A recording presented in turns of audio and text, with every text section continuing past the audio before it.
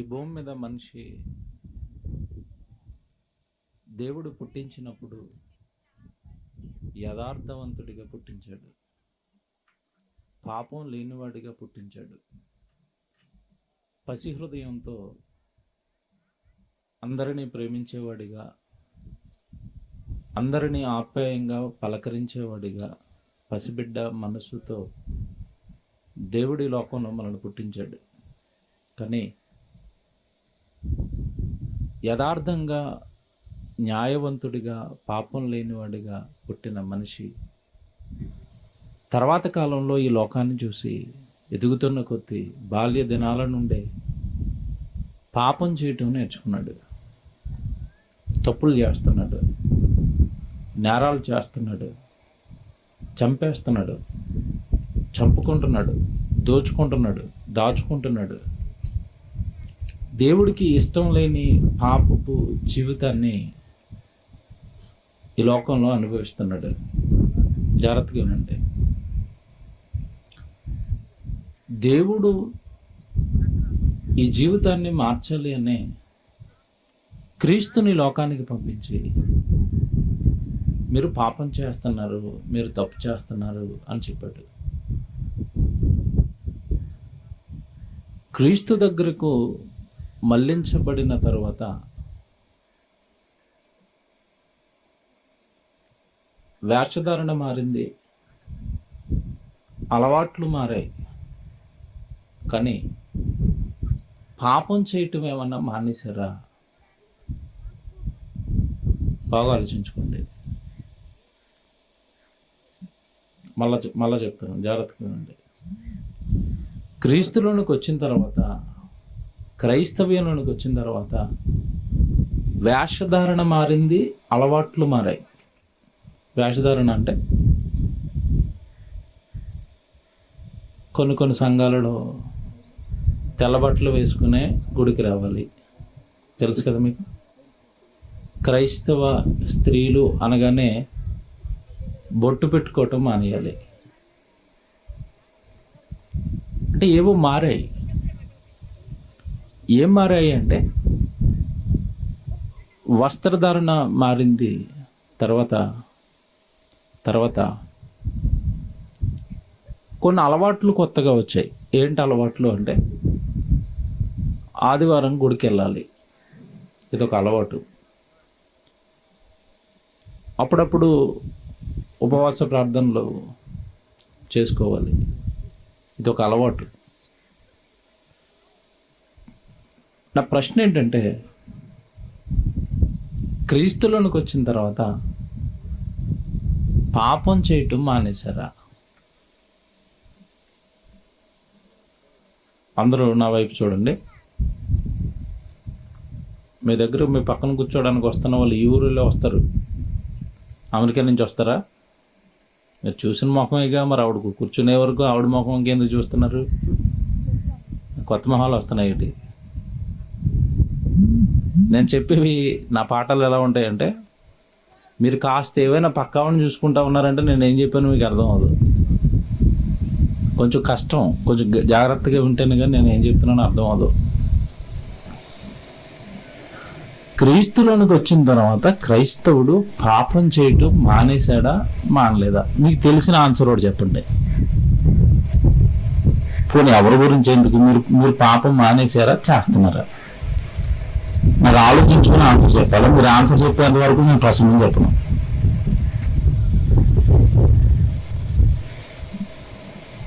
Bible నేర్పిస్తాను మీకు, మీ ఆన్సర్ని బట్టి నా ప్రసంగం ఉంటుంది. ఆ కెమెరా కడుపునప్పుడు ప్రశ్న మళ్ళీ అడుగుతున్నాను, నా వైపు చూడాలి అందరూ. క్రీస్తులోనికి వచ్చిన తర్వాత బాప్తిసం తీసుకున్నారుగా అందరూ. క్రీస్తులోకి రావడం అంటే ఇంత రాత్రి ఉన్నారుగా, బాప్తిసం తీసుకోవటమే క్రీస్తులోనికి రావడం, సంఘంలో చేర్చబడటం.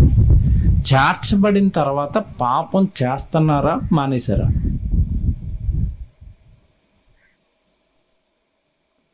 గట్టిగా వినపడలే. చేస్తున్నారా? ఏం పాపం చేస్తున్నారు? ఏం పాపం చేస్తున్నారు? మీ ధైర్యానికి ఒప్పుకోవచ్చు. డైరెక్ట్గా ఒప్పుకున్నారు స్టేట్మెంట్. ఏంటది? మేము పాపం మానేయమని, పాపం చేయొద్దు అని క్రీస్తు పిలిచాడా? చేయమని చెప్పాడు. వచ్చిన తర్వాత కూడా వద్దన్నాడు. కానీ మనం ఏం చేయట్లేదు, మానటం లేదు. ఈ ఆన్సర్ వస్తుందంటే ఇంకో ప్రసంగం చెప్పేవాడిని. అనవసరంగా దీనికి కమిట్ అయింది. పాతవి గతించాయా పాతుకుపోయాయా అని ఒక మెసేజ్ మాట్లాడాను. నెట్లో ఉంటుంది, వినండి. ఛానల్లో ఉంది. అంటే క్రీస్తులోనికి వచ్చిన తర్వాత పాత పాపాలు, పాత నేరాలు, పాత అలవాట్లు అవి ఉండటం క్రైస్తవ జీవితానికి మంచిది కాదు. అది ఎంత ప్రమాదమో మీకు తెలియాలి అంటే అది వినాలి. ఇప్పుడు జాగ్రత్తగా వినండి. క్రీస్తులోనికి వచ్చిన తర్వాత పాపం ఎందుకు చేస్తున్నాం మనం అసలు అంటే, చేయవలసిన పని చేయనప్పుడు ఆటోమేటిక్గా పాపం చేస్తాం. మళ్ళీ చెప్తాను వినండి. మనం ఏం చేయాలో మనకు తెలియకపోతే ఆటోమేటిక్గా ఏం చేస్తాం? పాపం చేస్తాం. ఉదాహరణకి పిల్లవాడు స్కూల్కి వెళ్ళి చదువుకోవాలి రోజంతా. ఆ పని చేస్తున్నాడు అనుకోండి, వాడు చెడిపోడు కదా. స్కూల్కు వెళ్ళవలసిన వాడు బ్యాగ్ ఇంట్లో వేసి ఊరు మీద పడి తిరుగుతున్నాడు అనుకోండి, వాడేమవుతాడు? చెడిపోతాడు. సిగరెట్లు నేర్చుకుంటాడు, మందు తాగడం నేర్చుకుంటాడు, కళ్ళు త్రాగడం నేర్చుకుంటాడు, లేదంటే వేరే వారు పొలంలోకి వెళ్ళిపోయి దొంగతనం చేయడం నేర్చుకుంటాడు. ఎందుకు ఈ పని చేస్తున్నాడు మీరు చెప్పాలి. వీడు ఎక్కడికి వెళ్ళలేదు? స్కూల్కి వెళ్ళలేదు కనుక తప్పులు చేస్తున్నాడు, స్కూల్కి వెళ్ళలేదు కనుక పాపాలు చేస్తున్నాడు. జాగ్రత్తగా వినాలి. క్రైస్తవ్యంలోకి వచ్చిన తర్వాత కూడా మనం ఎందుకు పాపం చేస్తున్నాం అంటే, మనం దేవుడు ఒకటి చేయమని చెప్పాడు, అది చేయట్లేదు కనుక మనం ఏం చేస్తున్నాం? పాపం చేస్తున్నాం. తెలియాలి.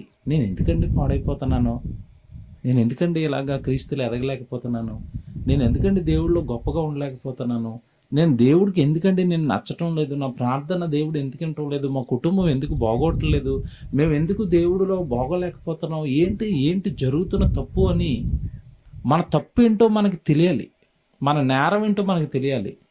ఏదో తప్పు చేస్తున్నాను, అందుకే నేను జాగ్రత్తగా దేవుడిలో ఎదగలేకపోతున్నాను, దేవుడి కొరకు బాగా వాడబడలేకపోతున్నాను, ప్రార్థన బాగా చేయలేకపోతున్నాను, ఎవరికి ఆయన గురించి ఏమి చెప్పలేకపోతున్నాను. ఎందుకు అంటే నేనేదో తప్పు చేస్తున్నాను. క్రీస్తులోనికి వచ్చిన తర్వాత కూడా ఏం తప్పు చేస్తున్నాం తెలుసండి. మనం రోమపత్రిక 12వ అధ్యాయము 1వ వచనం బైబిల్ చూసుకోండి. నిన్న చెప్పాను, ఇది మళ్ళీ చెప్తాను. రోమపత్రిక 12వ అధ్యాయము 1వ వచనం. రోమపత్రిక 12వ అధ్యాయము 1వ వచనం. కాబట్టి సహోదరులారా పరిశుద్ధమును దేవునికి అనుకూలమునైన సజీవ యాగముగా మీ శరీరములు ఎవరికి సమర్పించాలి? శరీరాలు ఆగాలి. ఎవరికి సమర్పించాలి శరీరాలు? దేవుడికి. ఎవరికి సమర్పించారు మీరు? పొగాకు కోయడానికి. అదేనా? బాగా ఆలోచించుకోండి. మీకు అర్థమవుతుందని చెప్తున్నాను. ప్రతిసారి అంటున్నానని బాధపడకండి. మీకు అర్థమవుతుందని చెప్తున్నాను అంతే. మీరు చేస్తున్న పని దేవునికి మీ శరీరాలు సమర్పించండి. స్కూల్కి పిల్లోడు వెళ్ళిపోయాడు, ఏమవుతాడు? బాగుపడతాడా చెడిపోతాడా? బాగుపడతాడు. మీ శరీరాలు దేవుడికి ఇచ్చేశారు. దేవుడికి ఇచ్చిన తర్వాత శరీరంతో దేవుడి పని జరుగుతుందా, పాపం జరుగుతుందా? ఆలోచించుకోండి బాగా. మీ శరీరం దేవుడికి ఇచ్చేస్తే పాపం చేయడానికి అవకాశం ఎక్కడది? ఇప్పుడు మాకు సినిమాలు చూడడానికి టైం ఉందండి, మాకు లేదు. ఎందుకు లేదు చెప్పండి? టైము లేదు. ఎందుకు మాకు టైం లేదు? మా జీవితాన్ని నెమ్మదిగా మేము ఎవరికి ఇచ్చేసామంటే దేవుడికి ఇచ్చేసాం. దేవా, మరి దర్శి వెళ్ళమంటావా, గుంటూరు వెళ్ళమంటావా, కర్ణాటక వెళ్ళమంటావా, హైదరాబాద్ వెళ్ళమంటావా, ఎక్కడికి నువ్వు వెళ్ళమంటే అక్కడికి వెళ్ళిపోతాం బాబు, మేము మా జీవితం నీదే, నువ్వు తిప్పుకో అని వదిలేసాం. ఇంకెక్కడ పాపం చేయడానికి అవకాశం? బొంగరం తిప్పినట్టు తిప్పుతాడు ఇలాగా. మీకు అర్థమైందా? మీరు తప్పులు చేయకూడదు, మీరు పాపాలు చేయకూడదు అంటే సింపుల్ సూత్రం ఒకటే. మీ జీవితాన్ని, మీ కాలాన్ని, మీ శరీరాన్ని జాగ్రత్తగా ఎవరికి చేయాలి? దేవుడికి ఇచ్చేయాలి. మీ పని చేసుకుంటున్నా సేపు పని చేసుకోండి, పని చేయొద్దని నేను అనటం లేదు. మీ పని అయిపోయిన తర్వాత మీరు ఏం చేస్తున్నారు? సాయంత్రం 5, 6 అయితే మీ పని అయిపోద్దా అవదా? అయిపోయింది. అయిపోయిన తర్వాత ప్రతిరోజు సాయంత్రం పూట మీరు ఏం చేస్తున్నారు? ఎక్కడైనా ప్రార్థన పెడితే వెళ్తున్నారా? పోనీ ఎక్కడా ప్రార్థన లేకపోతే కనీసం మీ కుటుంబంలో ఉన్న నలుగురు కూర్చొని బైబిల్ చదువుకుని పాట పాడుకుని ప్రార్థన చేసుకుని ఎప్పుడు దేవుడు ఆలోచనలో మీ కుటుంబాన్ని ఉంచుతున్నారా? ఆడపిల్లలు జాగ్రత్తగా ఉండండి, మీ బాధ్యత ఇది. దేవుడు మీకు చెప్పాడు, గృహాన్ని మీరే పరిపాలించాలి. మీరే కార్తీక దీపం, మొగల్ రేకులు, జబర్దస్తులు, ఇంకెక్కడ గృహ పరిపాలన? అవునా? అసలు వాక్యం ఏమండి, మీరు డైరెక్ట్గా దేవుడి సన్నిధిలో ఉన్నారు, మీకు వాక్యం మీద బాగా ఇష్టం ఉంటుందా, కార్తీక దీపం మీద ఉంటుందా? మీరు చెప్పండి. డైరెక్ట్గా అడుగుతున్నాను. ఇక దేని మీద ఇష్టం ఉంటుంది మీకు బాగా చెప్పండి. కార్తీక దీపం మీద మీకు బాగా ఇష్టం ఉంది అంటే బాగా వినాలి, వాక్యం చెప్తున్నాను. అసలు మీ దేహాన్ని కానీ మీ జీవితాన్ని కానీ మీరు దేవుడికి సమర్పించలేదు కనుక మీరు ఏం చేస్తున్నారు? ఆన్సర్ వచ్చిందా? స్కూల్కి వెళ్ళే పిల్లోడు స్కూల్కి వెళ్ళిపోతే చెడిపోడు. మీ దేహాన్ని దేవుడికి ఇచ్చేస్తే మీరు పాపం చేయరు. మీరు రోజు వాక్యం వింటున్నారనుకోండి, రోజు ప్రార్థనలో ఉంటున్నారనుకోండి, తప్పుడు ఆలోచన చెయ్యాలన్నా భయం వేస్తుంది. తెలుసా? కొంతమంది అడుగుతారు, బాగా యవ్వన పిల్లలు అడుగుతారండి ఫోన్ చేసి, అన్నయ్య మేము సినిమాలు చూడొచ్చా? చూసారా? దివారాత్రములు ధ్యానించేవాడు ధన్యుడు. దినం రాత్రి బైబిల్ చదువుకోరంటే ఇటు సినిమాకి వెళ్ళొచ్చా అని అడుగుతున్నాడు. దేవుడు చెప్పింది చేస్తే నీకు టైం ఎక్కడదరా నాయన సినిమా చూడడానికి? జీవితకాలం మొత్తం బైబిల్ చదివినా అందులో ఏముందో కూడా మనకి సరిగా అర్థం కదండి. మన ఆయుష్కాలం సరిపోదు బైబిల్ అంతా నేర్చుకోవడానికి. దేవుడు ఎప్పుడైనా పంపిస్తే మాట ప్రసంగం చెప్తానండి మీకు, మీరు అసలు ఆ లెవెల్లో మీరు ఆలోచించండ్రు. దావీదు గారు అంటున్నారు, దివారాత్రములు ధ్యానించేవాడు. ఒకసారి ట్రై చేయండి మీరు దివారాత్రాలు ధ్యానించటం. దివారాత్రాలు అంటే ఏంటి? దినము రాత్రి ఏం చేయమన్నాడు? బైబిల్ చదివించమన్నాడు. ఇప్పుడు మనం ప్రాక్టికల్గా నేను తీసుకుంటాను ఆ మాటని తీసుకుని, ఇదిగో ఈరోజు ఏం వారం అండి? శనివారం కదా, ఉదయం లేచిపోయాను, బైబిల్ చదివి మళ్ళీ రాత్రి అయిపోయింది, రాత్రి అంతా అసలు పడుకోకుండా బైబిల్ చదివాను. తెల్లవారు రేపు ఏమైపోతాను చెప్పండి? పడుకుంటానా బైబిల్ చదువుతానా?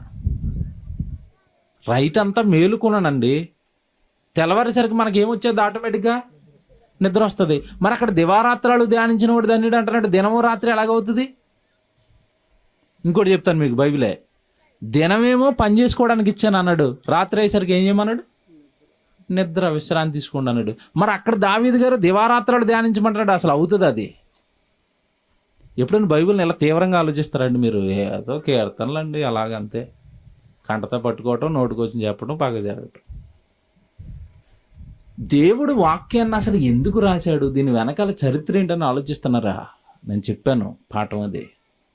దినము రాత్రి ధ్యానించటం సాధ్యపడుతుందా అంటే అవుతుంది. దానికి ఒక ప్రాసెస్ పెట్టాడు మన బాడీలో దేవుడు, అది మీకు తెలియాలి. బైబిల్లో రాయబడిన ప్రతి మాట మనం ఆలోచిస్తున్నప్పుడు ఏదో ఉంది అక్కడ, దేవుడిది ఏదో చెప్తున్నాడని నువ్వు బైబిల్ నేర్చుకుంటున్నప్పుడు, బైబిల్ ధ్యానిస్తున్నప్పుడు, ఇక నీకు తప్పుడు ఆలోచనలకి, నీకు తప్పుడు పనులకి టైం ఎక్కడ ఉంది చెప్పండి? ఇప్పుడు చెప్తాను, జాగ్రత్తగా వినండి. బైబిలే మనం ఎందుకు తప్పుతున్నాం అంటే, మనం ఎందుకు పాపం చేస్తున్నాం అంటే, యాకోబు గారు ఒక మాట చెప్తున్నారు. మీ బైబిల్ తీసుకోండి. యాకోబు గారు రాసిన పత్రిక 4వ అధ్యాయము 17వ వచనం చూడండి. యాకోబు గారు రాసిన పత్రిక 4వ అధ్యాయము 17వ వచనం జాగ్రత్తగా చూసుకోండి బైబిల్లో. యాకోబు గారు రాసిన పత్రిక 4వ అధ్యాయము 17వ వచనం. కాబట్టి మేలైనది చేయ నెరిగియు అలాగూ చేయని వానికి ఆడు పాపంలో పడతాడు. భలేగా ఆన్సర్ చెప్పారు ఇందాక మీరు. మేలైనది చేయ నెరిగియు అలాగూ చెయ్యని వానికి పాపం కలుగుతుంది. రాత్రైతే కుటుంబంగా కుటుంబ ప్రార్థన చేసుకోవాలని, అది మేలని మీ కుటుంబానికి మీకు తెలుసు. ప్రార్థనలో కూర్చోబెడితే కొడుకు తప్పుడు పనులు చేయడానికి మీకు తెలుసు. మేలేంటో తెలుసు. జాగ్రత్తగా వినండి. పక్కనే సభలు పెట్టారు, రాత్రి అయిపోయింది, ₹1000 ఖర్చు పెట్టి వాళ్ళు సభలు పెడుతున్నారు, మేము ఇంట్లో ఉండుకుపోకూడదు, అక్కడికి వెళ్ళి దేవుడి సన్నిధిలో కూర్చోవాలి, వాక్యం వినాలని మీకు తెలుసు. మేలైనది చేయ ఎరిగియు అలాగూ ఎవడైతే చేయట్లేదో వాడు ఏంటంట పాపంలో పడిపోతాడు. అంటే పాపం చేస్తాడు. ఇప్పుడు స్టడీగా నన్ను చూడండి, అందరూ నన్ను చూడాలి స్టడీగా. మేలైనది చేయ ఎరిగియు అలాగ చేయకపోతే ఏమొస్తుందంట? పాపం. దేవుడి వాక్యం నేర్చుకుని ఏదో నీకు వచ్చిన 4 మాటలు, దేవుణ్ణి ఎరగని వాడు ఉంటాడు కదా, బాప్తిసం తీసుకుని వాడు ఉంటాడు కదా, ప్రభు దగ్గరికి రానివాడు ఉంటాడు కదా, వాడి దగ్గరికి వెళ్ళి చెప్పాలని నీకు తెలుసా తెలీదా? దేవుడి గురించి నీ బంధువుల్లోనో నీ చుట్టాల్లోనో మీ అమ్మో మీ నాన్నో మీ అక్కో మీ తమ్ముడో మీ చెల్లో మీ బంధువులో ఎవరో ప్రభువుని ఎరగలేదండి. వాళ్ళ దగ్గరికి వెళ్ళి ప్రభువు గురించి చెప్పి వాళ్ళని ప్రభువులోనికి నడిపించాలన్న సంగతి మీకు తెలుసా తెలీదా? తెలుసా? మాకు తెలీదు అన్న వాళ్ళు చేయలేపండి. ఎవరు చేయలేదంటే అందరికీ తెలుసా? అందరికీ తెలుసు. ఇప్పుడు నా ప్రశ్న ఏంటంటే, తెలిసిన నువ్వు ఎప్పుడైనా వెళ్ళి చెప్పావా?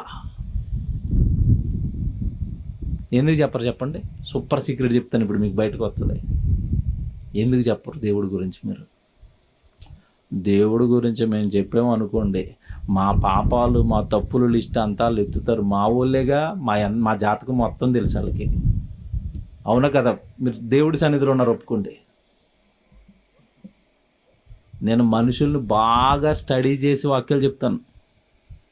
యేసుప్రభు అంటున్నాడు, తాను ఎరిగిన తాను పెరిగిన నజరేతులో, తాను పుట్టి పెరిగి తాను పెరిగిన నజరేతు ఆ పరిసర ప్రాంతాలలో పరిచర్య చేస్తూ,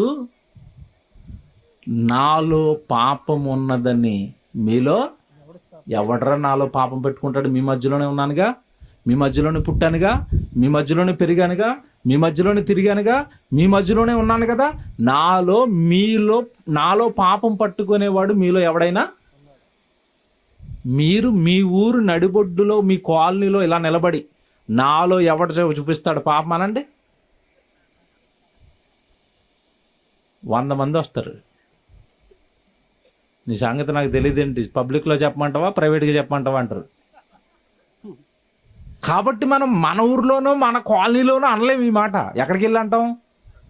పక్కూరికి వెళ్ళిపోయి నేనేంటో మీకు తెలియదు అంటారు, అంతే. ఎందుకు దేవుడి గురించి మనం చెప్పలేకపోతున్నామంటే, ముందు అసలు మన బ్రతుకులు సర్దుకోలేదు కదా. మనం బాగా ఆలోచించండి నేను చెప్పే మాట. అసలు మన జీవితాలు సర్దుకోలేదు కదా. మనం మానేయలేదు కదా తప్పులు, మనం మానేయలేదు కదా పాపాలు. మనం మానేయకుండా తాగుబోతోడు వెళ్ళి ఒరే మందు తాగొద్దురా అన్నాడు అనుకోండి, ఎలాగుంటుంది? అవతలోడు కింద నుంచి పైకి చూస్తాడు అంటాడు, అంతే లోపల నుంచి. అంటే అర్థం ఏంటి? ముందు నువ్వు మానేసి నాకు చెప్పు. ఇప్పుడు నువ్వు దేవుడి దగ్గరికి రా, దేవుడిని నమ్ముకోండి అని మీరు చెప్పాలి. అంటే దేవుడిని నమ్ముకున్న మీరు బాగోవాలి, అంతేనా? మనమే ఇక్కడ కూర్చొని మేము పాపం చేస్తున్నామండి అంటే ఇంకెవరికి చెప్తారు పాపం చేయొద్దని? ఇంకెవరికి చెప్తామండి? మనం క్రీస్తులోనికి వచ్చిన తర్వాత ఇంకా తప్పులు చేస్తూ ఉంటే, నేరాలు చేస్తూ ఉంటే, ఆయన గురించి చెప్పవలసిన మనమే ఈ జీవితంలో ఉంటే అసలు మనం ఏంటి? మన పరిస్థితి ఏంటి? తప్పండి. క్రైస్తవుడి గురించి దేవుడి కన్నా కలలు చెప్తాను. బైబిల్లో మీరు చదువుకున్న తర్వాత, మీరు లోకానికి ఉప్పై ఉన్నారు అన్నాడు. ఎప్పుడైనా చదువుకున్నారా? మాట చదువుకోలేదా? లోకానికి మనం ఎవరంట? ఉప్పు. బాగా వినాలి. లోకానికి మీరు ఎవరంట? చదువుకున్నారా? చదువుకోలేదు ఈ మాట. మత్తయి సువార్త 5వ అధ్యాయం చూడండి. ఇప్పుడు చెప్తాను మీకు, మీరు మీరు ఆ వచనం ఎంతకాలం ఎలా చదివారో ఎలాగ ఆలోచించారో నేను చెప్తాను ఇప్పుడు. మత్తయి సువార్త 5:13. మీరు లోకమునకు ఏమై ఉన్నారు? క్రైస్తవుల్ని బొత్తిగా దేవుడు ఉప్పుతో ఎందుకు పోల్చాడు? మీకు అర్థం అవ్వలేదు కదా.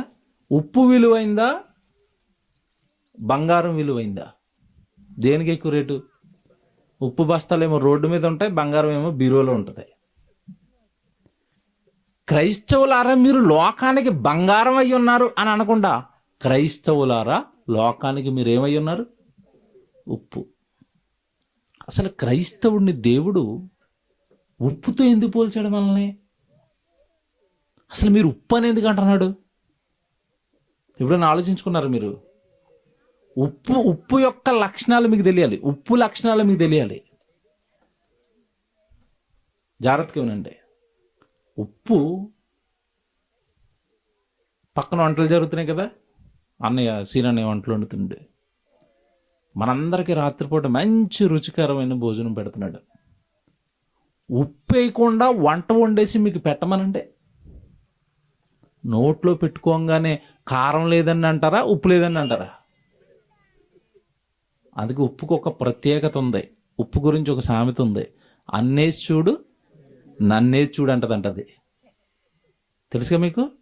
అన్నేసి చూడు నన్నేసి చూడు, నేను లేకపోతే నువ్వు కోట్ల రూపాయలు పెట్టి వండిన వేస్ట్ రా అంటుంది. అది 10 రూపాయలే ప్యాకెట్ కదా. దాని విలువ తక్కువ,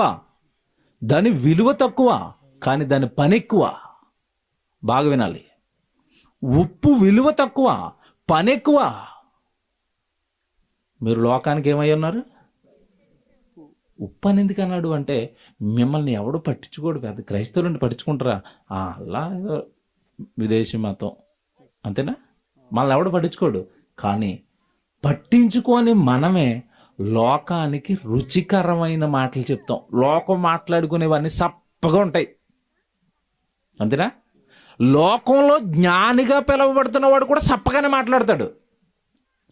ఎవడైనా యాక్సిడెంట్ చచ్చిపోయాడు అనుకోండి, పేపర్ ఎవడు ఏం రాస్తాడు? కానరాని లోకానికి వెళ్ళిపోయాడు అంటున్నాడు. అంటే ఆ లోకం ఎక్కడుంది? ఇది కనపట్టలేదు. క్రైస్తవుడు కనపడుతుందా? కనబడింది. ఎక్కడుంది లోకం? ఒరే కింద ఉందిరా వేదవా, అంతేనా? నువ్వు ఎంత చదువుకున్నా లోకంలో ఆ లోకం ఎక్కడుందో నీకు తెలియదు. కానరాని లోకం, తిరిగిరాని లోకం అంటావు. క్రైస్తవుడిగా మాకు ఆ లోకం అడ్రస్ చెప్తాం.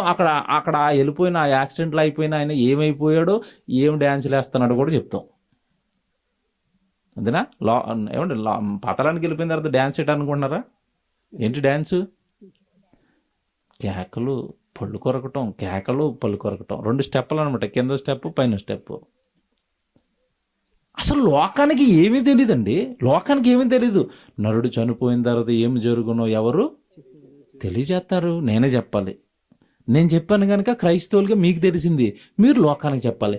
ఇప్పుడు క్రైస్తవుడు లేని లోకాన్ని ఊహించుకోండి ఒకసారి. భూమిని ఎవరు చేశారు? మాకు తెలీదు. ఇంకా విచిత్రం చెప్పమా, లోకం దగ్గర ఎప్పటికీ తెగని ప్రశ్నలు ఉండిపోయినాయి. ఏంటవి? కోడు ముందా, గుడ్డు ముందా? తెలియదు అడికి. ఒకడు కోడి అంటాడు, ఒకడు గుడ్డు అంటాడు. విత్తనం ముందా, చెట్టు ముందా? ఎవరు చెప్పాలి ఇవన్నీ? ఒరే రారా బాబు, ఆదికాండం మొదటి అధ్యాయం నేను చెప్పేస్తాను అన్నాను మన క్రైస్తవుడు అంటాడు. ఒరే గుడ్డు కాదురా బాబు ముందు. దేవుడు ఆకాశంలో ఎగిరే పక్షులను చేశాడు, పక్షి గుడ్డెట్టిందిరా నాయన. దేవుడు విత్తనాలు ఇచ్చే చెట్లను వేశాడు డైరెక్ట్గా, ఆ చెట్ల నుంచి విత్తనాలు వచ్చాయి. ఎవడు చెప్తాడు ఈ లోకానికి ఇవన్నీ? క్రైస్తవుడు. నీ మాట లేని లోకం చప్పగా ఉంటుంది నాయన. కనుక క్రైస్తవుడు లోకానికి ఎవరు? ఉప్పు. అంటే రుచికరమైన సంభాషణలు అందించేవాడు. రాత్రి ప్రసంగం ఎంత బాగుందండి. క్రీస్తు మీ పాపాల కొరకు ఏం పెట్టాడు? ప్రాణం పెట్టాడు. ఎవడైనా లోకాన్ని చెప్పాడు చచ్చిపోయాడు మీకోసం ఒక ఆయనని? ఎవరు చెప్తారు? క్రైస్తవుడే చెప్తాడు. ఇంకోటి చెప్తాను, జాగ్రత్తగా వినండి. మీరు లోకానికి ఉప్పు అంటే, ఉప్పు నిస్సారం అయిపోయింది అనుకోండి, మనుషులు దాన్ని ఏం చేస్తారంట? కాళ్ళ కింద వేసి తొక్కేస్తారా? ఉప్పు అప్పుడప్పుడు చూడండి, బస్తాల్లో నిలవైపోయి నీరు అయిపోద్ది. నీరు అయిపోయింది దాన్ని వాడతారా? పడేస్తారు. మీరు కూడా ఉప్పులాగా సమాజానికి ఉపయోగపడుతున్నారనుకోండి, దేవుడు మిమ్మల్ని కూడా జాగ్రత్తగా వాడుకుంటాడు, కాపాడుకుంటాడు, రక్షించుకుంటాడు, జ్ఞానం ఇస్తాడు, ఆశీర్వదిస్తాడు, కుటుంబాన్ని నిలబెడతాడు. మీరు నిస్సారం అయిపోయి ఇక్కడికి వచ్చిన తర్వాత కూడా మేము మరి పాపాలు చేసుకుంటామండి అంటే ఇంకేం చేస్తాడు? ఉప్పు ఏమైపోయింది? నిస్సారమైంది. ఇంకోటి చెప్తాను, బాగా వినండి. ఉప్పుకున్న మరొక లక్షణం ఉంది. ఉప్పుకున్న మరో లక్షణం ఏంటంటే చెడును కడగడానికి వాడతారు. తల్లులు జాగ్రత్తగా వినండి. చేపల కూర వండారా ఎప్పుడన్నా? చేపల కూర వండారా? చేపల కూరను ఉప్పు వేసి కడిగారా, సంతూరు సబ్బు వేసి కడిగారా? ఏ వేసి కడిగారు? ఉప్పు ఎందుకు వేసారు చెప్పండి? చేపలు కడగడానికి. ఉప్పు ఏం చేస్తుంది? తీసేస్తుంది, చెడుని తీసేస్తుంది. ఈసారి సంతూరు సబ్బు వేసి కడిగి వండండి, ఆయన మొహాన్ని వేసి కొడతాడు దాకా. కంపు, సబ్బు కంపు.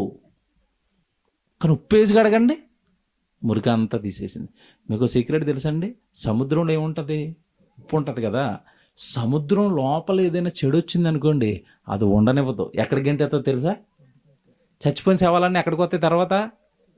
ఒడ్డుకి ఎందుకు వచ్చినాయి? నేను ఉప్పుండ్రా బాబు, నాలో చెడు ఉండకూడదు, నువ్వు కంపు, వెళ్ళిపో ఒడ్డుకని గెంటేస్తుంది అది. ఉప్పు చెడుని తీసేస్తుంది, క్లీన్ చేస్తుంది. క్రైస్తవుడు ఏం చేయాలి? చిచ్చిచ్చే వ్యభిచారం చేస్తున్నావేంట్రా, దొంగతనం చేస్తున్నావేంట్రా, డబ్బులు తీసుకుని ఓట్లు వేస్తున్నావేంట్రా అనాలి. మీకు అర్థమే, కరెక్ట్ అయ్యే చెప్తాను నేను. మనం ఏం చేద్దామంటే సంఘంలో అయ్యగారితో మీటింగ్ పెట్టుకుని, అయ్యగారు మరి మనం మొత్తం అందు కలిపి 120 మంది 5,000 కాడికి మాట్లాడండి. ఉప్పు ఏమైపోయింది? కడగవలసిన ఇది నిస్సారం అయిపోయి, కుళ్ళును కడగవలసిన ఇదే కుళ్ళుగా మారిపోయింది. తిప్పేసాను సబ్జెక్ట్, నేను అనుకున్నది రావట్లే, ఇంకోటి వస్తుంది. నాకు తెలిసిపోయింది, ఇది పని అవదు అదేని. అన్నయ్య చెప్పాడు ఇక్కడ కూర్చున్నప్పుడు, అడుగుతుంటే పాపం గురించి చెప్పారా చెప్పండి, అవ్వట్లేదు ఇక్కడ. పాపం గురించి ఏమవుతుంది ఇప్పుడు తెలియాలి మీకు బేసిక్స్. చివరికి చిన్నగా అది చెప్పే వదులుతాను, జాగ్రత్తగా వినండి. లోకానికి క్రైస్తవుడు ఉప్పై సంభాషణ, రుచికరమైన సంభాషణలు ఇవ్వవలసిన వీడు, ఉప్పై సమాజాన్ని కడగవలసిన వీడు, చివరికి మనమే ఉప్పేసి కడిగించుకునే వాళ్ళుగా మారిపోయాడు. తప్పులు చేస్తున్నాడు, పాపం చేస్తున్నాడు. ఏం చెప్తాడండి? నువ్వు పాపం చేయొద్దు, నువ్వు తప్పు చేయొద్దని. ఏమంటే క్రైస్తవులకు మిమ్మల్ని ప్రేమించి చెప్తున్నానండి, దేవుడు మన మీద చాలా కలలు కన్నాడండి, చాలా ఆశలు పెట్టుకున్నాడు.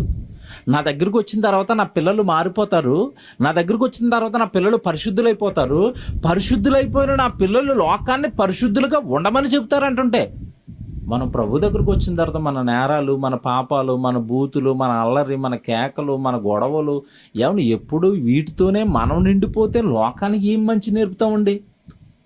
లోకానికి మన ప్రభు గురించి మనం ఏం చెప్తామండి చెప్పండి? ఎందుకు ఈ ట్రాక్లోకి మనం వచ్చేసామంటే, యాకోబు గారు చెప్పారు ఏంటి? మేలైనది చెయ్యనెరిగి నువ్వు అలాగ చేయట్లేదు కనుక నువ్వేం చేస్తున్నావు? పాపం చేస్తున్నావు. నువ్వు రోజు ఇక్కడ ఏమండి ఈ కాలనీలో ఉన్నారండి, మీరు రోజు పక్క కాలనీకి వెళ్ళి వాకింగ్ చెప్పడాలని మీరు నిర్ణయించుకున్నారనుకోండి, ఇక తప్పు చేస్తారా? మీరు చేయరు. ఎందుకు? తప్పు చేస్తే నేను అక్కడికి వెళ్ళి ఏం చెప్పలేను? వాకింగ్ చెప్పలేను. దేవుడి గురించి చెప్పే నేను తప్పు చేయటం ఏంటి? బూతులు మాట్లాడొద్దని ప్రసంగం చెప్పే మా ఇంట్లో నా కొడుకునో నా చుట్టుపక్కల ఉన్న వాళ్ళు నేను బూతులు తిట్టడం ఏంటి? తప్పు చేస్తాడన్నా. చూసారా? మీకు అర్థం అవ్వాలి జాగ్రత్తగా వాక్యం, దేవుడి ఆవేదన మీకు అర్థం కావాలి. మీరు చెయ్యవలసింది చేయట్లేదు. మీ దేహాలని పరిశుద్ధమైన దేవునికి అప్పగించేస్తే, మీ జీవితాన్ని ఇస్తే, మీ కాలాన్ని ఇస్తే, మీరు సేవలో ఉంటారు, మంచి పరిశుద్ధులుగా ఉంటారు. అది మీరు చేయటం లేదు గనుక మీరు ఏం చేస్తున్నారంట? తప్పు చేస్తున్నాం మనం, పాపం చేస్తున్నాం మనం. మీరు సెలబ్రిటీస్ అంటారు కదండి. సెలబ్రిటీస్ అంటే ఒక హీరో, లేదంటే ఒక మంత్రి, లేదా లోకంలో ఒక డైరెక్టరు, లోకంలో లేదంటే ఒక జడ్జు, ఈ స్థాయిలో ఉన్న వాళ్ళు తప్పులు చేస్తారా? తప్పులు చేయటం అంటే వాళ్ళు చేస్తారు, కానీ పబ్లిక్గా తెలిసేటట్టుగా మాత్రం వాళ్ళు చేయరు. చేశారనుకోండి లోకం అంతా ఏమంటుంది? మన ఈ మధ్యకాలంలో మీరు చూసారా, టీవీలో న్యూస్ వచ్చింది, హైదరాబాద్లో ఒక పబ్లో ఈ సినిమా హీరోల పిల్లలు దొరికేశారు. అక్కడ సామాన్యుడు ఇక్కడ కూర్చున్న తమ్ముడు వెళ్ళాడు అనుకోండి, తమ్ముడు ఎవడు పట్టించుకుంటాడు? అక్కడ వాళ్ళు ఎందుకు పట్టించుకుని టీవీలో వార్త తీశారంటే వాళ్ళు ఎవరి పిల్లలు? హీరోల పిల్లలు అయ్యుండి హీరోగా మీ నాన్న సినిమాలో యాక్ట్ చేసి సమాజం బాగుండాలని మీ నాన్న డైలాగులు చెప్తుంటే సినిమాలో నువ్వు పబ్బుకు వచ్చి డ్రగ్స్ తీసుకుంటావా? సిగ్గులేదు అంటున్నారు మీడియా వాళ్ళు. తప్పు చేయకూడదు, మీరు సెలబ్రిటీలు కదా. ఇప్పుడు నేను చెప్తున్నానండి, లోకానికి అసలు సిసలైన సెలబ్రిటీ ఎవరు అంటే క్రైస్తవుడు. తెలుసా? మనమండి. రాత్రి మీరు విన్నారు కదా, మీరు రాజులైన యాజక సమూహం, పరిశుద్ధ జనం, దేవుని సొత్తైన ప్రజలు. మరి వీళ్ళ తప్పులు చేయటం ఏంటండి? ఇంకా వీళ్ళు పాపం చేయటం ఏంటి? రాజు పాపం చేయటం ఏంటి? రాజు నేరాలు చేయటం ఏంటి? బాగా ఆలోచిస్తున్నారా? కనుక దేవుడు పాపం చేయొద్దు, పాపం చేయొద్దు, పాపం చేయొద్దు. నా పిల్లలు మీరు పరిశుద్ధులుగా బ్రతకాలి, పవిత్రులుగా బ్రతకాలి అని చెప్పాడు. కానీ క్రైస్తవుడి పరిస్థితి ఎలా ఉందో తిమోతి గారు మాట చెప్తాడండి. తిమోతికి రాసిన పత్రిక మీరు చూడండి.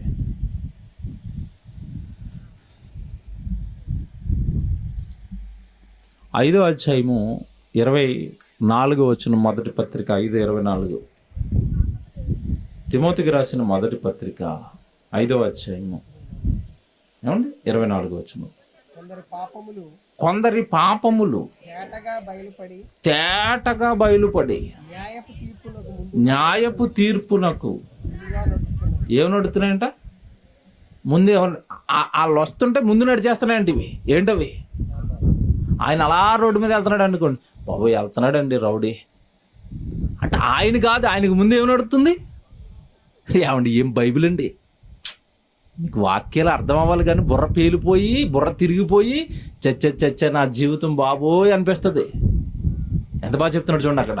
కొందరి పాపములు తేటగా బయలుపరచబడి న్యాయపు తీర్పునకు ముందుగా నడుచుచున్నవి.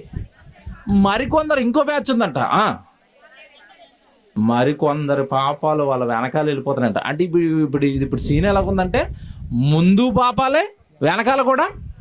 బా పేరుకి ఎవరు మళ్ళీ? ఎవరు? ఏంటండి ఇది? క్రైస్తవుడికి ముందు పాపాలే, వెనకాల పాపాలే. పాపులను రక్షించుటకు క్రీస్తు యేసు లోకంలోనికి వచ్చాడు, రక్షించాడు. వచ్చిన తర్వాత కూడా మేము మారం. మేము ఏం చేస్తాం? పాపాలే చేస్తాం. సాయంత్రం వేస్తానండి ప్రసంగం, ఎవరు మిస్ అవ్వకండి. ఈ పాపాలు తప్పులు చేసే వాళ్ళ గుండెల్లో రైళ్లు పరిగెడతాయి. చూపిస్తాను సాయంత్రం వాక్యాలు. దేవుడు భూమి మీదకి వచ్చిన తర్వాత నువ్వు తెలియక తప్పులు చేసేసావు, నువ్వు పాపాలు చేసేసావు. జాగ్రత్తగా వినండి, తప్పులు ఏవి చేసావు. మనిషి అన్నదారు తప్పులు చేస్తాడండి, చేయకుండా ఎవరుంటారు? నీతిమంతుడు లేడు, ఒక్కడును లేడు. దేవుడు చెప్పాడు. పిల్లల గురించి ఆయనకి తెలియదండి మనం ఎంత సూపరో. ఏమండి వాక్యాలు అంటే ఏంటనుకుంటున్నారు? దేవుడి మనసు, మన బ్రతుకేంటో చెప్పాడు. నీతిమంతుడు లేడు, ఒక్కడును అంటే ఒక మాటలో చెప్పాలంటే అందరూ వెదవలే నా పిల్లలు అన్నాడు. అంతేనా బాబు? ఒక్కడు లేడు వీళ్ళందరూ జాతకాలు నాకు తెలుసు అన్నాడు దేవుడు. కానీ ఇక్కడ విషయం ఏంటంటే, నీతిమంతులుగా మీరు లేనప్పుడు, మీరు తప్పులు చేసినప్పుడు, మీరు పాపాలు చేసినప్పుడు మీ కొరకు ఎవరిని బలేశాడు? ప్రభువుని బలేశాడు. నువ్వు తప్పు చేసావని కొడుకును బలేసుకున్నాడు. బలేసుకున్న తర్వాత కూడా తప్పు చేస్తానంటే అర్థమైందా? అర్థం అవ్వలేదా? నీతిమంతుడు లేడండి, ఒక్కడు లేడండి. అందరు తప్పులు చేశారండి, అందరూ పాపాలు చేశారండి. నాకు తెలుసు మీ శరీరాలు అలాంటివి, ఏదో లోకాన్ని చూశారు. ఆడు సైతాన్ గడు ఇక్కడ తిరిగి ఆ లోకంలో ఏవో ఆశలు చూపించాడు, ఆ తప్పులు చూపించాడు, ఆ పాపాలు చూపించాడు. ఇంట్లో చక్కగా భార్య ఉంటుంది, చూడు ఆవిడ అందంగా ఉందంటాడు. ఇంట్లో భార్య ఉంటుంది, ఆవిడ అందంగా ఉందేసరికి ఆవిడ వెనకాల వెళ్ళిపోయాడు, పడిపోయాడు ఏదో కొడుకు. ఒరే వేద తప్పు చేసావు, పాపం చేసావు, మానేరా బాబు, నీకు నమస్కారం, అది వ్యభిచారం రా అన్నాడు. మానే, నువ్వు చేసేసావు కదా పాపం, ఆ పాపాన్ని కడుక్కోవడానికి నా కొడుకుని బలేస్తాను, ఆ రక్తంలో ఆ పాపాన్ని కడుక్కుని ఇక మీదట చెయ్యొద్దురా అన్నాడు. మానేడా మనిషి? మానతన్నాడా? తప్పును గ్రహించుకుంటున్నాడా? యేసుప్రభుని ఎందుకు బలేసాడో తెలుసండి? చాలా మందికి తెలియదు. ఇది జాగ్రత్తగా వినండి. పాత నిబంధన కాలంలో ఇశ్రాయేలు ఉన్నారు. ఇశ్రాయేలుకి దేవుడు ఆజ్ఞలు ఇచ్చాడు. వ్యభిచరించొద్దు, దొంగతనం చేయొద్దు, అబద్ధ సాక్ష్యం పలకొద్దు, నీ తల్లిదండ్రులు సన్మానించు, నన్ను తప్ప నువ్వు ఎవరిని పూజించకు, నీ పొరుగు వారిని ఏది కూడా నువ్వు ఆశించకు. ఆజ్ఞలు చెప్పిన తర్వాత ఆగేరా? ఆగుతాడా మనిషి? వాక్యం చెప్పిన తప్పు చేయొద్దని ఆగుతాడా మనిషి? విన్నంతసేపు మాత్రం భక్తి పరవశంలో మునిగిపోతాడు అలాగా. అంతేనండి, ఆ గ్రౌండ్ నుంచి బయటికి రాగానే, సన్నిధిలో నుంచి బయటికి వెళ్ళంగానే ఈ ప్రసంగం ఎగిరిపోద్ది, లోకం మళ్ళీ లోపలికి వెళ్ళిపోద్ది. ప్రసంగం వింటున్నంతసేపు కూడా ఎలాగుంటారంటే నెత్తి మీద ఇలా చక్కగా స్త్రీలు ముసుగేసుకుని, బాబు నేను తప్పు చేశాను, అసలు నాకు ఏం తెలియదు అన్నట్టుగా కూర్చుంటారండి. బయట చూడాలి విశ్వరూపాలు. అంతేనా? గుడిలో ఒకలాగా ఉంటున్నారు, బయట ఒకలాగా ఉంటున్నారు. చాలామంది ఏమనుకుంటారంటే, నేను గుడిలో ఉన్నప్పుడు ఎవరు చూస్తున్నారు నన్ను? దేవుడు చూస్తున్నాడు. బయటకు వెళ్ళిపోయిన తర్వాత ఎవడు చూడలేదా? నువ్వు నడిచినా నాకు తెలుసు, నువ్వు పడుకున్నా నాకు తెలుసు, నువ్వు కూర్చున్నా నాకు తెలుసు, నువ్వు లేచినా నాకు తెలుసు అన్నాడు దేవుడు. ఎక్కడ విడిచిపెట్టాడు నిన్ను చూడకుండా? అన్నీ చూస్తున్న దేవుడికి సన్నిధిలో ఉన్నప్పుడు నువ్వు బాగుండి బయటికి వెళ్ళిపోయిన తర్వాత తప్పులు చేస్తుంటే దేవుడు చూడ్డా? యోనా గారు ప్రార్థన చేస్తున్నాడు. ఎక్కడి నుంచి చేశాడు ప్రార్థన? గుళ్ళో కూర్చున్నా. ఎక్కడ చేశాడు యోనా గారు ప్రార్థన చెప్పాలి నాకు? తిమింగలం కడుపులో. తిమింగలం ఎక్కడుంది? ఏంటి, సముద్రంలో అడుగు భాగం ఉన్న తిమింగలం పడుకుంటే ఆ తిమింగలం కడుపులో యోనా గారు మోకాలు వేసి ప్రార్థన చేస్తుంటే ఎవరు కనపడుతుంది? మనలో చీకట్లోకి వెళ్ళిపోయి ఎవ్వరూ లేరు, పాపం చేసేస్తాను. గదిలో తలుపులు వేసేసుకుని ఎవడు చూడట్లేదు, నాకు నేను చూడాల్సినవి అన్నీ చూసేస్తాను ఇలా సెల్ ఫోన్లో, రాత్రి ఎవడో చూడకుండా. చూడట్లేదా దేవుడు? పిచ్చి బ్రహ్మండి ఇదంతా. నీ కాలు కదిపినా సరే ఎవరికి అర్థమవుతుంది? దేవుడికి. జాగ్రత్తగా వినండి. తప్పులు చేస్తున్నారు, ముందు తప్పులే వెనకాల తప్పులే, ముందు పాపాలే వెనకాల పాపాలే. ఈ పాపం నువ్వు చేయకూడదని, ఆ పాపం చేయడానికి నువ్వు ఎక్కడో ఆగుతావని యేసుక్రీస్తుల వారిని ఏం చేశాడు? బలేశాడు. ముందు ఇశ్రాయేలుకి ఆజ్ఞలు ఇచ్చాడు, వాళ్ళు ఆగలేదు, ఆజ్ఞను అతిక్రమించారు. ఆజ్ఞ అతిక్రమం ఏమైంది? పాపమైంది. మరి ఆ పాపాన్ని ఎలా పోగొట్టాలి? ఇశ్రాయేలుకి ఏం చెప్పాడు పాపం చేసినప్పుడు? జాగ్రత్తగా వినండి, ఏం చెప్పాడు? జంతువులను పక్షులను బలేయమన్నాడు కదా. మీకు సబ్జెక్ట్ ఇక్కడి వరకే తెలుసు. ఎందుకు బలేయమన్నాడు ఆలోచించారా? లేవికాండానికి రండి. అసలు బలి ఎందుకు వేయాలి? యేసు ప్రభు బలి ఎందుకు జరిగిందో మీకు తెలియాలంటే ముందు బలులు ఎందుకు జరిగాయో మీకు తెలియాలి. లేవికాండం మొదటి అధ్యాయానికి రండి. లేవికాండం మొదటి అధ్యాయము 4వ వచనం జాగ్రత్తగా చదవండి. లేవికాండం మొదటి అధ్యాయము 4వ వచనం. అతడు దహన బలిగా అర్పించు పశువు తల మీద తన చెయ్యి ఉంచవలెను, అతని నిమిత్తము ప్రాయశ్చిత్తము కలుగునట్లు అది అతని పక్షముగా అంగీకరింపబడును. ఇప్పుడు ఈడు వ్యభిచారం చేస్తాడండి, పరాయి స్త్రీ దగ్గరికి వెళ్ళిపోయాడు. ఇప్పుడు వీడు ఏమేమన్నాడు? పాపం చేసినందుకు ఒక మేకను బలేయమన్నాడు అనుకుందాం. మేకను బలేయమంటే అయ్యగారు ఇంట్లో పడుకుని నువ్వు వెళ్ళి బలేసేసిరా అంటే అవ్వదు. అక్కడ ఎవడు పాపం చేశాడో వాడు ఆ మేక పిల్లని పట్టుకుని సన్నిధికి రావాలి. జాగ్రత్తగా వినండి, నవంక చూడండి అందరూ. ఈ తప్పు చేసినోడు, ఈ పాపం చేసినోడు మేక పిల్లతో అలాగ అక్కడికి రాగానే ఈడు బలిస్తున్నాడంటే ఇటు ఖచ్చితంగా ఏదో చేశాడు. అందరికి తెలుస్తా తెలీదా? తెలిసిపోయింది. నువ్వు తప్పు చేసావు, నువ్వు పాపం చేసావు, మేక పిల్లని పట్టుకుని అలాగ వచ్చావు. ఆ మేక పిల్లని బలేసేటప్పుడు ఎలాగేస్తారు? తల మధ్యలోకి ఇలాగా నరికేస్తారు కదా. ఈ నరకడానికి ముందంట ఈ తప్పు చేసినోడు చెయ్యి ఎక్కడ వేయాలంట? తల మీద చెయ్యాలి, మేకని అలా నరికేయాలి. ఇప్పుడు తల మీద చెయ్యి ఎందుకు ఏమన్నాడు? మీరు జాగ్రత్తగా ఆలోచించండి. ఎందుకేమన్నాడు? ఒరే యదవా, నువ్వు అక్కడ వ్యభిచారం చేసినందుకు నా పేక కట్ అయిపోతుంది ఇక్కడ అంటుంది మేక. అర్థమైందా లేదా? ఒరే నువ్వు అక్కడ ఆ స్త్రీతో ఆ సుఖాన్ని అనుభవించినందుకు ఇదిగో నా ప్రాణం పోతుంది. రక్తం కారిపోయి గిలగిల్లా కొట్టుకుని నువ్వు అక్కడ 5 నిమిషాల సుఖం కోసం ఆవిడతో వెళ్ళిపోయావు. నీకోసమేమో నా పీకే తెగిపోయింది, నీకోసం నా రక్తం కారిపోతుంది, నీకోసం నేను గిలగిల గిలగిల గిలగిల కొట్టుకుని చచ్చిపోతానని రా. నువ్వు చేసిన పాపానికని నేను అక్కడ తప్పు చేస్తుంటే ఇది చచ్చిపోతుందని చచ్చిపోయిన జంతువుని చూసి ఏం చేయాలి? మారాలి, పాపం మానేయాలి. అర్థమైందా లేదా? సబ్జెక్ట్ అర్థమైందా? నేను తప్పు చేస్తున్న ప్రతిసారి నా కోసం ఒక జంతువు తన ప్రాణాన్ని పోగొట్టుకుంటుంది. ఇది ఇశ్రాయేలు స్టోరీ, ఇప్పుడు క్రైస్తవుల స్టోరీ. మనం పాపం చేసినందుకు జంతువు కాదు అక్కడ చచ్చిపోతా. ఎవరు చచ్చిపోయారు? ఎలా చచ్చిపోయాడు చెప్పాలి. అలా ఎవరికి తెలియకుండా అలా సీక్రెట్గా తీసుకెళ్ళి మెడకూరేసి టక్మని లాగా చంపేశారు యేసుప్రభుని. ఎలా చంపారు? రోడ్ల మీద అలాగ భయంకరమైన సిలువ నడ్డి మీద వేసి కొరడాలతో కొట్టి. ఏమంటే ఆ కొరడాలు కూడా ఏం కొరడాలు అనుకుంటున్నారు? మన కొరడాలు కాదవి. కొరడాకి చివర మేకు ఉంటుంది. ఏ మేకు? మన గోడకు కొట్టే మేకు ఉంటుంది చూసారు? ఆ గోడ కొట్టే మేకు యువతల తలకే ఉంటుంది.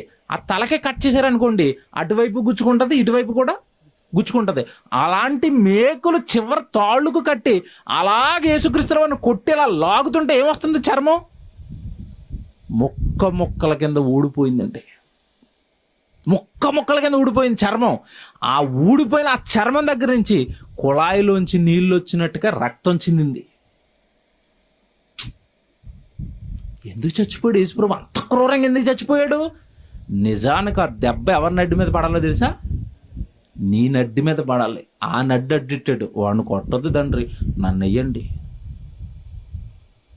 వాడి పాపానికి శిక్ష నా మీద వేయండి, తమ్ముడిని ఏం చేయొద్దు, చెల్లిని ఏం చేయొద్దు అన్నాడు. ఇలాంటి అన్న ఎవరికైనా దొరుకుతాడండి?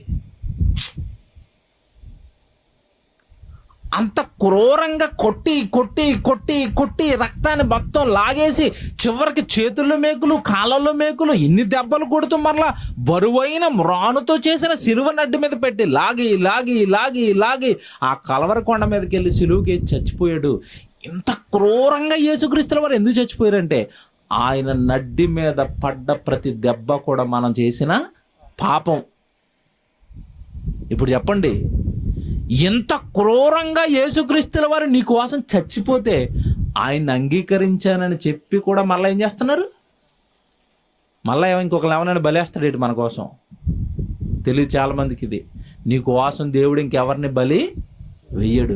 ఈ బలేసిన తర్వాత కూడా నువ్వు పాపం మానంటే అసలు నిన్ను రక్షించే దిక్కే లోకంలో లేదు. తెలియక పాపం చేస్తున్నారండి, మీకు తెలీదు. క్రీస్తులోనికి వచ్చిన తర్వాత కూడా ఎందుకు తప్పులు చేస్తున్నారంటే మీకోసం ఎంత ఘోరమైన బలైందో మీకు తెలీదు. ఆ బలిలో నుంచి రక్షించబడ్డాను, ఆ బలిలో నుంచి రక్షణ వచ్చిందన్న సంగతి తెలీదు. చాలామంది రక్షణ పొందేసుకున్నా ఏం చేసాం? ఏముందండి, అలా చెరువులోకి వెళ్ళి ముంచేశారు మమ్మల్ని. ఇంతే అర్థమైంది. ఆ చెరువులో నిన్ను ముంచడానికి, ఆ రక్షణ కార్యక్రమం ఏర్పరచడానికి క్రీస్తు భయంకరంగా నీకోసం బలైపోతే తప్పులు చేస్తావా, పాపాలు చేస్తావా దేవుళ్ళలోకి వచ్చి? కొరింథీయులకు రాసిన మొదటి పత్రిక చూడండి.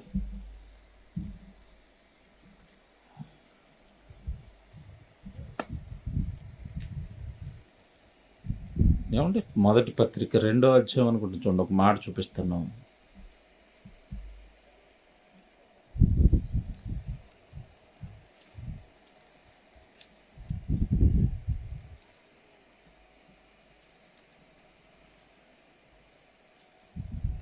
రెండో పత్రిక అండి, క్షమించండి, 2వ పత్రిక 5వ అధ్యాయము 17వ వచనం.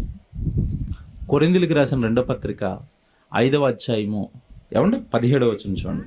కాగా ఎవడైనను క్రీస్తునందున్న ఎడల వాడు నూతన సృష్టి. అక్కడ వెంటనే ఉంచండి, అక్కడ పాతవి గతించెను. ఎవరికి పాతవి గతించాలి? క్రీస్తులోనికి వచ్చేసిన తర్వాత నీ పాత ఏమైపోవాలంట? గతించాలి. గతించాయా కంటిన్యూ అయిపోతున్నాయా? మీకు ఇది అర్థం అవ్వలేదుగా? పౌలు గారి గురించి ఎంతమందికి తెలుసు చేయలేపండి? పౌలు గారి గురించి ఎంతమందికి తెలుసా? రైట్. ప్రభులోనికి రాకమునుపు ఆయన పేరేంటి? సౌలు. ఏం చేశాడు అక్కడ? మర్డర్లు చేశాడు. క్రీస్తులోనికి వచ్చిన తర్వాత పాతవి గతించాయా, పాతుకుపోయాయా? అక్కడ చంపాడు. క్రీస్తులోనికి వచ్చిన తర్వాత నేను ఎవరిని ఏమి చేయను, నేనే చచ్చిపోతాను అంటున్నాడు. మారాడా, మారలేదా? మనం ఎవడైనను క్రీస్తులోనికి వస్తే వాడు ఏమైపోవాలి? నూతన సృష్టి. పాతవేమైపోవాలి? గతించేయా? పాతవి ఏమి మీరు దేవుడి సన్నిధిలో ఈరోజు ఈ ప్రసంగం వింటున్నారు కదా, యథేచ్ఛగా కాసేపు కళ్ళు మూసుకుని మీరు ఏం వదిలేరో మీరు జ్ఞాపకం చేసుకోండి. క్రీస్తులోకి వచ్చిన తర్వాత అసలు మీరు ఏం వదిలేరు? ఒకప్పుడు బాగా నేను కోపిస్తునండి, ఎవరిని కనపడితే వాళ్ళని కరిచేసేవాడినండి. క్రీస్తులోకి వచ్చిన తర్వాత కోపం మానేసానండి. ఏమైనా ఉందా? ఎక్కడ మానేరు? పాస్టర్ గారిని కూడా కరిచేస్తున్నారు ఇక్కడికి వచ్చిన తర్వాత. అక్కడేమో బయట వాళ్ళని కరిచారు, ఇక్కడికి వచ్చిన తర్వాత పాస్టర్ని కరిచేస్తారు, సేవకుని కరిచేస్తారు, పక్కన ఉన్న సహోదరుని కరిచేస్తారు. ఏం మారారు? విచిత్రం ఏంటి తెలుసండి? గుడికి వెళ్తే చెప్పులు పోతాయండి. ఎక్కడికి వెళ్తే? ఏ గుడికి? అందుకే మేము సూలిప్పం. మీకు అర్థమైందో లేదో? ఒరే, నీ చెప్పులు నువ్వు వేసుకెళ్ళకుండా దేవుడి సన్నిధికి వచ్చి కూడా పాత ఎక్కడ విడిచిపెట్టి కొత్త వేసిపోతున్నామండి. ఎక్కడ అలవాటు ఇది? ఎప్పుడు చేసావు ఇవి? కరెక్ట్ అయ్యే ఉదాహరణలు చెప్తాను మీకు. కనెక్ట్ అవుతాయి ఇవి, అర్థం అవుతాయి ఇవి మీకు. మా చర్చ్ ఉంది కదండి, మా హైదరాబాద్లో మా గుడి. వారానికి ఒక కంప్లైంట్, అన్నయ్య నా చెప్పులు పోని. ఇదేంటండి? పక్క సహోదరుడు చెప్పులు వేసిపోవడం ఏంటండి? ఆయన కష్టపడి కొనుక్కున్నాడు కదా అవి, ఆయనవి కదా, నువ్వెందుకు దొంగతనం చేస్తున్నావు? గతించాయా, ఇంకా లోపల ఉన్నాయా? విషయం చెప్పనా? పేరుకే క్రైస్తవులు, వీళ్ళు ఎవరో కూడా పరలోకానికి రారు. రాసుకోండి కావాలంటే. ఈ అలవాట్లు మీలో పోలేదా, మీరు ఎక్కడికి రారు? పరలోకానికి రారు. దేవుడు మారిపోవాలని కోరుకున్నాడండి, మారాలని కోరుకున్నాడండి. అలవాట్లు, బుద్ధులు, గుణాలు అన్నీ కూడా క్రీస్తులోకి వచ్చిన తర్వాత ఏమైపోవాలి? కొత్తవి. ఆయన ప్రాణం పెట్టినా మారకపోతే మీకోసం ఇంకెవరు ప్రాణం పెడతారు? ఇంక మీకోసం ఎవరు మిమ్మల్ని మార్చే మాటలు మీకు చెప్తారు? చెప్పండి. అప్పుడప్పుడు చూడండి, నాన్న కొడుకుని తిడతాడు, కొడతాడు. ఆడు ఎప్పుడు మారకపోయేసరికి ఏం చేస్తాడు? నీకు ఒక నమస్కారం రా, నిన్ను ఇంకా విడిచిపెడతానంటరా, ఆంబోతుల ఊరి మీద తిరిగి అంటాడు అంతే. ఇక ఆడికి మంచి మాటలు చెప్పేవాడు ఉంటాడా? ఆయన కొట్టేవాడు ఉంటాడా? ఆయన తిట్టేవాడు ఉంటాడా? కొట్టేవాడు, తిట్టేవాడు, మంచి మాటలు చెప్పేవాడు లేకపోతే మనిషి మరింతగా చెడిపోతాడు, పాడైపోతాడు. ఇప్పుడు మీరు క్రీస్తులోనికి వచ్చిన తర్వాత ఏం విడిచిపెట్టారు? పాతే మారటం లేదు, కొత్తవి రావటం లేదు. పని చేయాలన్న ఆలోచన, దేవుడు బైబిల్లో ఎన్నో సంగతులు చెప్పినా అసలు పని చేయాలన్న ఆలోచన మీకు రావటం లేదు. ఇంకేంటంటే మనలో మార్పు? మీరు చెప్పండి. పాపం జాగ్రత్తగా ఉండండి. ఇప్పుడు సబ్జెక్ట్ జాగ్రత్తగా ఉండాలి, నా వైపు చూడాలి. పాపం చేస్తున్నప్పుడు ఎలాగుంటుందంటే, పాపం అసలు పాపానికి ఉన్న నాలుగు పిల్లర్స్ అండి, 4 ప్రధాన లక్షణాలు చెప్తున్నాడు పాపానికి. రోగానికి ప్రధాన లక్షణాలు చెప్తారు కదా. జ్వరం వచ్చిందంటే లక్షణాలు చెప్పండి. ఒళ్ళు వేడెక్కిపోద్ది, నోరేమో ఏమండి చేదైపోద్ది, ఏమి తినబుద్ధి అవ్వదు, తలపోటు వస్తుంది. ఏ లక్షణాలు ఇవి? జ్వరం లక్షణాలు. పాపం లక్షణాలు చెప్పనా? పాపం లక్షణాలు, దీనికి లక్షణాలు ఉన్నాయి. పాపం ఎలా ఉంటుందంటే చూడడానికి అందంగా ఉంటుంది. పాపం ఎలా ఉంటుంది? నీ చెప్పులేమో పాతయ్యే, కొత్త చెప్పులు ఎలా కనబడుతున్నాయి? కొత్తగా వేసేలా. పాపం అది చూడడానికి ఎలాగుంది? అందంగా. చేస్తున్నప్పుడు ఎలాగుంటుందంటే హాయిగా, ఆనందంగా ఉంటుంది.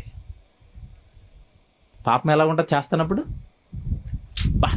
భలేగుంది ఏమండి, ఇది తప్పైనా సరే ఏదో అలాగే ఎవడికే తెలియకుండా కానియటమే. ఎందుకు ఎలాగుంది? ఇది హ్యాపీగా ఉంది, సుఖంగా ఉంది, ఆనందంగా ఉంది.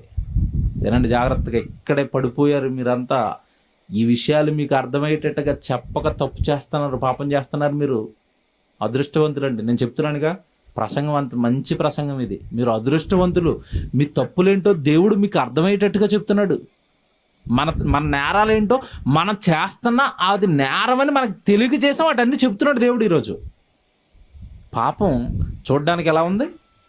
అందంగా ఉంది. చేస్తున్నప్పుడు ఎలా ఉంది? హాయి, ఆనందం. అంతేనా? ఇప్పుడు చెప్తాను. చూసినప్పుడు అందంగా ఉంది, చేసినప్పుడు హాయిగా ఉంది. చేసిన తర్వాత ఆ పాపం బయటకు వచ్చేసి అందరికీ తెలిసిపోయింది. ఇక మొహం చూపించుకోలేక ఇంట్లో నక్కేశాడు. దుఃఖం, శోకం, చచ్చ తప్పు చేశానన్న బాధ ఇది కలిగింది. 4th స్టెప్ ఇది ఎవరికి తెలీదు.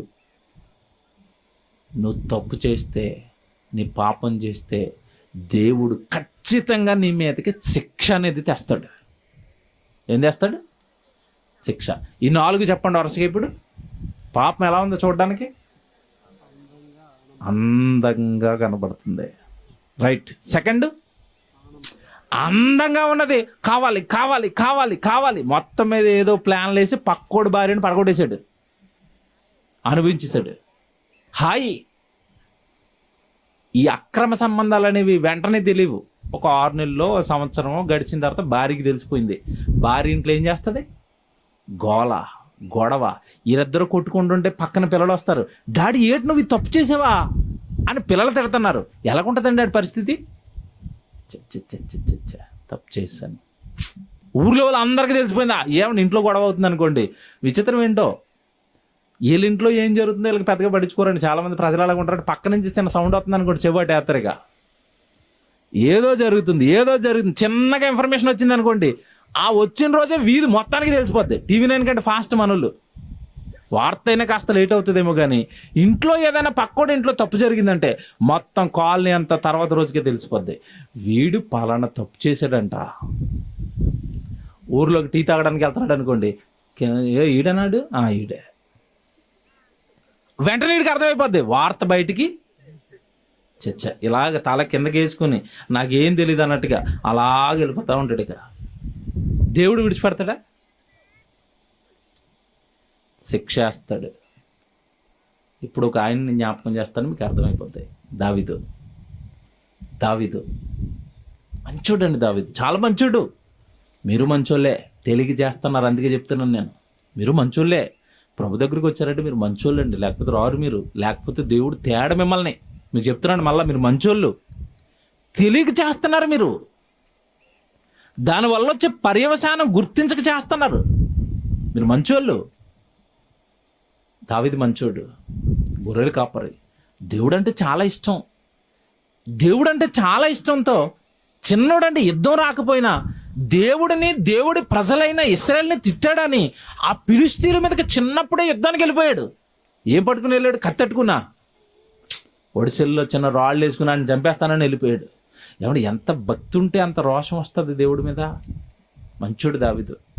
చూసుకున్నాడు, ఏంటి వీడు చిన్న వయసులోనే ఎంత ఆయాసం అయిపోతున్నాడు నా మీద, వీడు నా కొడుకు, ఏం తెచ్చేసుకోవాలి అనుకున్నాడు దేవుడు. గొర్రెల కాపరిని కాస్త ఏం చేశాడు? రాజును చేసి సింహాసనం మీద కూర్చోబెట్టి అంతఃపురంలో పెట్టాడు. జాగ్రత్తగా నా వైపు చూడండి అందరూ. అంతఃపురంలో పెట్టిన తర్వాత ఒక పక్క హోరున యుద్ధం జరుగుతుంది. రాజుగారు యుద్ధంలోకి వెళ్ళాలంటే కరెక్ట్ టకాఫార్ వచ్చే వరకు వెళ్ళరైనా పైన ఉన్నాడు. చూసుకుందాంలో చిన్నగా మన సైన్యాన్ని పంపించాడు. ఈలోపు ఒక అమ్మగారు కనపడింది. ఎవరు? బత్షెబా. ఆవిడ కేర్ ఆఫ్ అడ్రస్ ఏంటి? తన దగ్గర పనిచేస్తున్న సైనికుడి భార్య. ఎవరివిడ? దావీదు దగ్గర పనిచేస్తున్న ఆఫ్టర్ ఆల్ సైనికుడు అనొచ్చు. ఎందుకంటే సైన్యానికి అధిపతి ఉంటాడు, అధిపతి పైన మంత్రులు ఉంటారు, మంత్రుల పైన రాజు ఉంటాడు. ఎక్కడో చిన్న సైనికుడు అండి. ఎవరు? ఉరియా. ఎక్కడున్నాడు ఈ సైనికుడు? యుద్ధంలో ఉన్నాడు. భార్యని ఇంటి దగ్గర విడిచిపెట్టాడు. ఆ భార్యను చూశాడు. చూడగానే బత్షెబా ఎలా కనబడిందంట? పాపం ఎలా కనబడుతుంది? అక్కడ బత్షెబా. కానీ మన పాఠం ప్రకారం ఆవిడ ఎవరు? ఇప్పుడు మీరు బత్షెబా అనకూడదు ఆవిడ్ని. ఎవరనాలి? పాపం. పక్కోడి భార్యను తెచ్చుకోవటం పాపం. చూడ్డానికి బత్సెబ ఎలా కనబడింది దావీదు కంటే? అందం అందం. నాకున్న ఏమండి అంతఃపురంలో దావీదుకి భార్యలు లేరా? ఉన్నారా లేరు చెప్పండి. ఇంకోటి చెప్పనా, రాజు అనేసరికి ముందు రాజుకి భార్యలు ఉంటారు కదా, ఇంకొక రాజు సింహాసనం మీద ఎక్కగానే ముందున్న రాజు భార్యలు కూడా ఇతనికి భార్యలకు వచ్చేస్తారు. అంటే దావీదుకి ఎంతమంది భార్యలు ఉన్నారు? మరి అంతమందిని చక్కగా ఇచ్చినప్పుడు ఏమంటే ఆయనలో పుట్టిన కోరికను ఆయన భార్యలతో తీర్చుకోక ఎవరో పక్క సైనికుడు, పేదవాడు, కటిక పేదవాడు, ఒక్కగానొక్క భార్య, ఈయనకేమో ఇంతమంది భార్యలు చూశాడు. ఆవిడని ఎలాగైనా నేను తెచ్చేసుకోవాలి. తెచ్చేసుకున్నాడా? తెచ్చుకున్నాడు. ఇక్కడ వరకు తప్పే. కానీ జాగ్రత్తగా వినండి, తప్పు చేసిన వాడు తప్పును కప్పుకోవడానికి మరో తప్పు చేస్తాడు. ఇప్పుడు ఈవిని తెచ్చేసుకున్నాడండి, అనుభవించాడండి, చాలా హ్యాపీగా ఉన్నాడు, ఆనందంగా ఉన్నాడు. ఈ సుఖం నాకు ఎప్పుడు ఉండిపోవాలంటే, ఈవిడ నాకు ఎప్పుడు భారీగా ఉండిపోవాలనుకుంటే ఏం చేయాలి? నేను ఇప్పుడు ఇతని భర్తను నేనేం చేయాలి? చంపేయాలి. ఎవరికి తెలియకుండా సీక్రెట్గా మిషన్ ఫామ్ చేశాడు దావీదు. అతడి బత్సెబ భార్య అయిన ఉరియాని యుద్ధంలో ముందు పెట్టించి అతడు చచ్చిపోయే మర్డర్ ప్లాన్ చేశాడు, చంపేశాడు. చంపేసిన తర్వాత ఏడుస్తుంది అమాయకురాలు. తెలియదుగా పాపం బత్సెబకి ఈయన చంపేశాడని తెలీదు, ఎవరు దావీదు చంపేశాడని తెలియదు. ఏడుస్తుంది, బోరుమని ఏడుతుంటే ఈయన అన్నాడు, నువ్వు ఎందుకమ్మా ఏడుస్తావు, నేను ఉన్నాను కదా, నా భార్యగా చేసుకుంటానని తెచ్చేసుకున్నాడు. ప్రజలందరూ అనుకుంటున్నారు దావీదు ఎంత గొప్పోడండి, సైన్యంలో సైనికుడు చచ్చిపోతే వాళ్ళ భార్యను తన భార్యగా చేసుకున్నాడంట, వావ్ గొప్పోడు దావీదు అంటున్నారు. మనల్ని ఎప్పుడైనా పొగిడారు అంటే మనకేదో పడింది సెగాని అనుకోవాలి. దేవుడి దగ్గర నుంచి పొగడకూడదు మనల్ని ఎవరు. మనుషులు మిమ్మల్ని పొగిడారా మీకేమొస్తుంది? ఇక్కడ వినండి జాగ్రత్తగా. దావీదు బాబు గొప్పోడు అని ప్రజలు అనుకుంటున్నారు. ఈలోపు జాగ్రత్తగా నాతాను ప్రవక్త వచ్చాడు. దావీదు ప్రవక్త వచ్చాడని సరే, రాజుకైనా సరే హడలు ఏదో వార్త తట్టుకుని వస్తాడు, ఊరకనే రాడు. వచ్చాడు, వచ్చి ఏమంటున్నాడో మీ బైబిల్ తీయండి జాగ్రత్త. ఇప్పటి వరకు మీరు చదివినదంతా మీకు తెలుసు, మీరు విన్నదే. ఇప్పుడు చెప్తాను అసలు విషయం. సమూయేలు 2వ గ్రంథం 11వ అధ్యాయం 27 చదువుదాం ఒకసారి. 11:27 సమూయేలు 2వ గ్రంథం 11:27 జాగ్రత్తగా చదవండి. ఈవిడిని చంపేశాడు కదా పాపం, ఆవిడ ఏడ్చుకుంది. అంగలార్పు కాలం తీరిన తర్వాత దావీదు దూతలను పంపి ఆమెను తన నగరికి తెప్పించుకో. ఇక పర్మనెంట్గా తెప్పించేసుకున్నాడండి. ఎవరిని? బత్సెబని పర్మనెంట్గా తెప్పించుకొనగా ఆమె అతనికి భార్య అయ్యి అతనికి ఒక కుమారుణ్ణి కనెను. స్టోరీ చాలా కాలం నడిచిపోయింది. మీరు అక్కడ జరుగుతున్న విషయాన్ని కాలానుగుణంగా ఆలోచించాలి. దావీదు తప్పు చేసిన వెంటనే రాలేదు అక్కడ శిక్ష. తెచ్చుకున్నాడు, అనుభవించేశాడు, ఇతన్ని చంపేశాడు, ప్లాన్ వేసి చచ్చిపోయాడు. ఆవిడ ఏడ్చిన తర్వాత మొత్తం పర్మనెంట్గా ఈ నగరికి తెప్పించేసుకున్నాడు. ఆనందంగా ఉన్నాడు. ఈలోపు వాళ్ళిద్దరికి ఎవరు పుట్టేశారు అంటే ఏంటిదంతా? పాపం అనుభవిస్తున్నప్పుడు ఎలాగుంది ఈయనకి? హాయిగా ఆనందంగా బిడ్డ కూడా పుట్టేశాడు. ఇప్పుడు దేవుడు వచ్చాడు. పాపం నువ్వు చేస్తున్నప్పుడు కూడా దేవుడు టైం ఇస్తాడు. మధ్యలో ఎక్కడైనా ఇది తప్పని తెలుసుకుని వెనక్కి తిరుగుతావేమోని. తిరగలేదు, వచ్చాడు. ఇప్పుడు చూడండి ఏమంటున్నాడు. అతని కుమారుని కనును. అయితే దావీదు చేసినది యెహోవా దృష్టికి మనుషుల దృష్టికి, మీకు అర్థమైందా? మనుషుల దృష్టికి ఏంటది? మంచిది. దేవుడి దృష్టికి మనం ఏం చేస్తాం? మనుషులు మాకు మార్కులు వేస్తే చాలండి. విచిత్రమైన బట్టలు కొనుక్కుంటారు, వీళ్ళకి నచ్చింది కొనుక్కోరు. నేను కట్టుకుంటే ఆవిడ బాగుందని చెప్పాలి, అప్పుడు నాకు మనసు సాటిస్ఫైగా ఉంటుంది. అంతేనా? ఇది ఏంటనండి అర్థం కదండి. మనుషులు మనల్ని పొగడాలి, మనుషులు మనల్ని గొప్ప చేయాలి, తప్పండి. ఎవరు మనల్ని పొగడాలి? దేవుడు. ఎవరి దృష్టికి మనం యథార్థంగా ఉండాలి? దేవుడి దృష్టికి. పక్క సహోదరుని అబద్ధాలు చెప్పి మేనేజ్ చేస్తామండి, దేవుడిని మేనేజ్ చేస్తామేంటి? ఇది దావీదు చేసినది యెహోవా దృష్టికి దుష్కార్యము, చెడ్డ పని. ఇప్పుడు చూడండి, ఇప్పుడు ఉంది కదా నాతాను వచ్చేసాడు. నాతాను వచ్చేసి దావీదుతో ఇట్లా అంటున్నాడు, నాయన నీకు కథ చెప్తాను ఇప్పుడు అన్నాడు. కథ చెప్పడానికి వస్తాడా ప్రవక్త? ఆ కథ చెప్తున్నప్పుడు నేను లైట్లు వెళ్ళగలగా కథ చెప్తున్నాడు అంటే ఏదో వేస్తాడు నాకు, కానీ చెప్పు నాయన అన్నాడు. చెప్తున్నాడు ఇప్పుడు కథ. ఏంటి కథ చూడండి, 12వ అధ్యాయంలో 2వ వచనంలో, ఒకడు ఐశ్వర్యవంతుడు, ఒక దరిద్రుడు. ఐశ్వర్యవంతునికి విస్తారమైన గొర్రెలను గొడ్లను కలిగి ఉండను. అయితే ఆ దరిద్రునికి తాను కనుక్కొని ఒక చిన్న ఆడు గొర్రె పిల్ల తప్ప ఏమీయూ లేకపోయెను. వాడు దానిని పెంచుకొని చుండగా అది వాని యొద్ద వాని బిడ్డల యొద్దను ఉండి పెరిగి వాని ముద్దలు తినుచు వాని గిన్నెలోని త్రాగుచు వాని కౌగిట పడుకొనుచు వానికి కుమార్తె వలె ఉండెను. స్టోరీ చెప్తున్నాడు ఇప్పుడు, అర్థమవుతుందిగా, వినండి జాగ్రత్తగా. బైబిల్ చూడట్లేదు మీరు ఎవరు. 4వ వచనం, అట్లుండగా మార్గస్థుడొక్కడు ఐశ్వర్యవంతుని యొద్దకు వచ్చెను. అతడు తన యొద్దకు వచ్చి మార్గస్థునికి ఆయత్తము చేయుటకు తన గొర్రెలలో గాని గొడ్లలో గాని దేనిని ముట్టనొల్లక ఆ దరిద్రుని గొర్రె పిల్లను పట్టుకుని తన యొద్దకు వచ్చిన వానికి ఆయత్తము చేసెను. దావీదు ఈ మాట విని ఆ మనుషుని మీద బహుగా కోపగించుకుని, యెహోవా జీవము తోడు, నిశ్చయముగా ఈ కార్యము చేసిన వాడు మరణపాత్రుడు. దావీదు గారికి స్టోరీ వినగానే ఏమొచ్చింది? చిత్రం ఏంటంటే ఈయన స్టోరీ అని తెలీదు. కథ చెప్తున్నాడు, అది నాతను కథ చెప్తున్నాడు అనుకుంటున్నాడు. ఒరే, ఒక ఐశ్వర్యవంతుడు ఒక దరిద్రుడు అని, వీడికి బాగా మేకలు ఉన్నాయి, ఆ దరిద్రుడికి ఒకటే మేకపిల్ల ఉంది.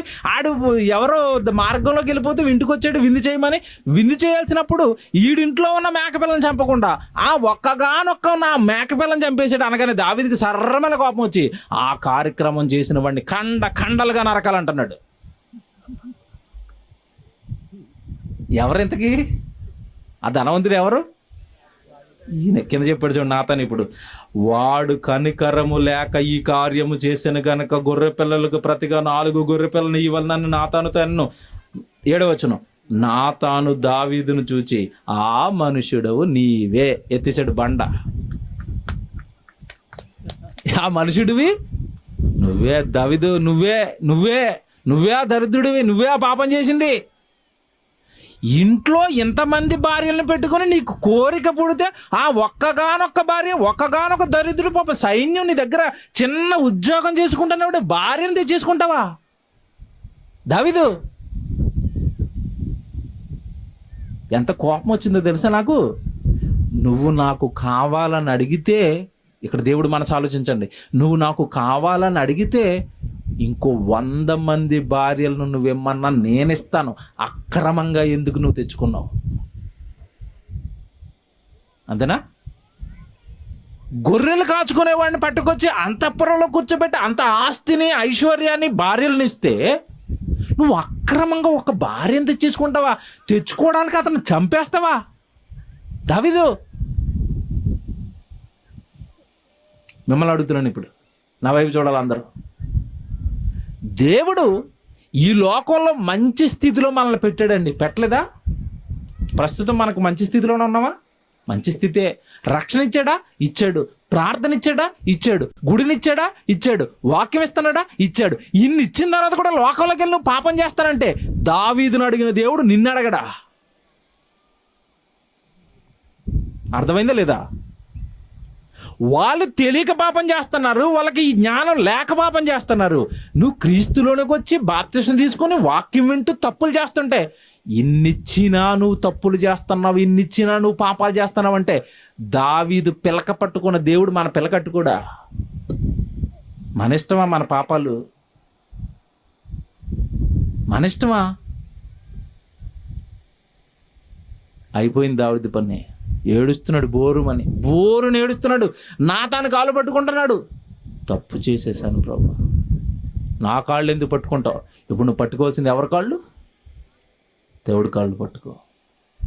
అడుగు ఆయన దగ్గరికి వెళ్ళి. విచిత్రం ఏంటంటే, వెసులుబాటు ఏంటంటే, నిజానికి దేవుడు నిన్ను వేసేయాలా, చంపేయాలా? చంపకుండా కనికరించి మాత్రం విడిచిపెట్టాడు. కానీ నీ మీద భయంకరమైన శిక్షణ అమలు చేయబోతున్నాడు దావీదు. ఇక్కడ చెప్తాను, జాగ్రత్తగా వినండి. ఇక్కడ చెప్తాను, ఇక్కడ అర్థం అవ్వలేదు దేవుడు ఎవరికి. నువ్వు బాగున్నప్పుడు, నువ్వు మంచి చేస్తున్నప్పుడు దావీదు నా ఇష్టానుసారుడైన మనుషుడు గుండెల్లో పెట్టుకున్నాడు. నువ్వు తప్పు చేస్తున్నప్పుడు తొక్క తీసేస్తానంటున్నాడు దేవుడు. మనకేం చెప్పారు? ఇంతకాలం ప్రసంగాలు చెవిలో సీసం పోసినట్టు పోసేశారు. ఏం ప్రసంగాలు? దేవుడు కరుణామయుడు, దేవుడు ప్రేమమయుడు, అంతేనా? తీసిన సినిమాలన్నీ కూడా ఏం తీశారు? కరుణామయుడు, దయామయుడు, కృష్ణ గారి శాంతి సందేశం. ఏం చేయడేటి? యేసుప్రభు బొమ్మ ఎలాగుంటుంది చెప్పండి? యేసుప్రభు ఫోటోలు ఉంటాయి కదండి. యేసుప్రభు ఫోటోలు ఎలాగుంటాయి? అసలు మీరు ఏం చేసినా నేను ఏం చేయనన్నట్టుగా కళ్ళు దీనంగా పెట్టి ఒక కర్ర అలా పట్టుకుని మేకపిల్లని ఇలా సంకలో పెట్టుకుని మీరు ఏం చేసినా నేను చూస్తూనే ఉంటాను అన్నట్టుగా ఉంటుంది ఫోటో. యేసుప్రభు ఫోటో అలాగే ఉంటుంది. మీరు ఎలాగుంటుంది చెప్పండి యేసుప్రభు ఫోటో? దేవుడు ఏం చేయడా? దావీదును విడిచిపెట్టలేని దేవుడు నిన్ను విడిచిపెడతాడా? రాజు, ఇశ్రాయేలుకి రాజును విడిచిపెట్టని దేవుడు మనల్ని విడిచిపెడతాడు మనం తప్పు చేస్తే, మనం పాపం చేస్తే. దావీదు బాగా నా వైపు చూడండి. టైం అయింది కదా, ఇంక చదివించలేను, చెప్తాను, జాగ్రత్తగా వినండి. దావీదు తప్పు చేసిన తర్వాత జీవితం ఎంత భయంకరంగా మారిపోయిందో తెలుసండి? సొంత కొడుకు చంపడానికి తిరుగుతున్నాడు. ఎవరు? అబ్షలోము. సొంత కొడుకు అండి, సొంత కొడుకు తండ్రిని చంపడానికి తిరుగుతున్నాడు. తండ్రి సింహాసనం మీద ఆశ పెట్టుకుని సింహాసనం నుంచి కిందకు దింపి అరణ్యాల వైపు పరుగులు పెట్టించాడు. ఎవరిని? సొంత కొడుకు తరుముతున్నాడు. సొంత పిల్లలు, దావీదు గర్భాన పుట్టిన పిల్లలు, అప్పటికున్నారక పుట్టిన పిల్లలు, వాళ్ళు వ్యభిచారులు అయ్యారు. చెల్లిని చేసేసారండి. ఒకడు దావీదు కొడుకులో కొడుకు వ్యభిచారులు అయ్యారు. పిల్లలు నరహంతకులు అయ్యారు. దావీదు మీద తిరగబడిన వాళ్ళు అయ్యారు. దావీదు చివరికి సింహాసనాన్ని, యెరూషలేము పట్టణాన్ని, ఆయనకున్న రాజు యొక్క స్థితిని విడిచిపెట్టి బోరున ఏడ్చుకుంటూ కాళ్ళకి చెప్పులు లేకుండా అరణ్యాలలోనికి పారిపోవలసిన పరిస్థితి దావీదుకి ఏర్పడింది. ఏంటనుకున్నారు ఇదంతా?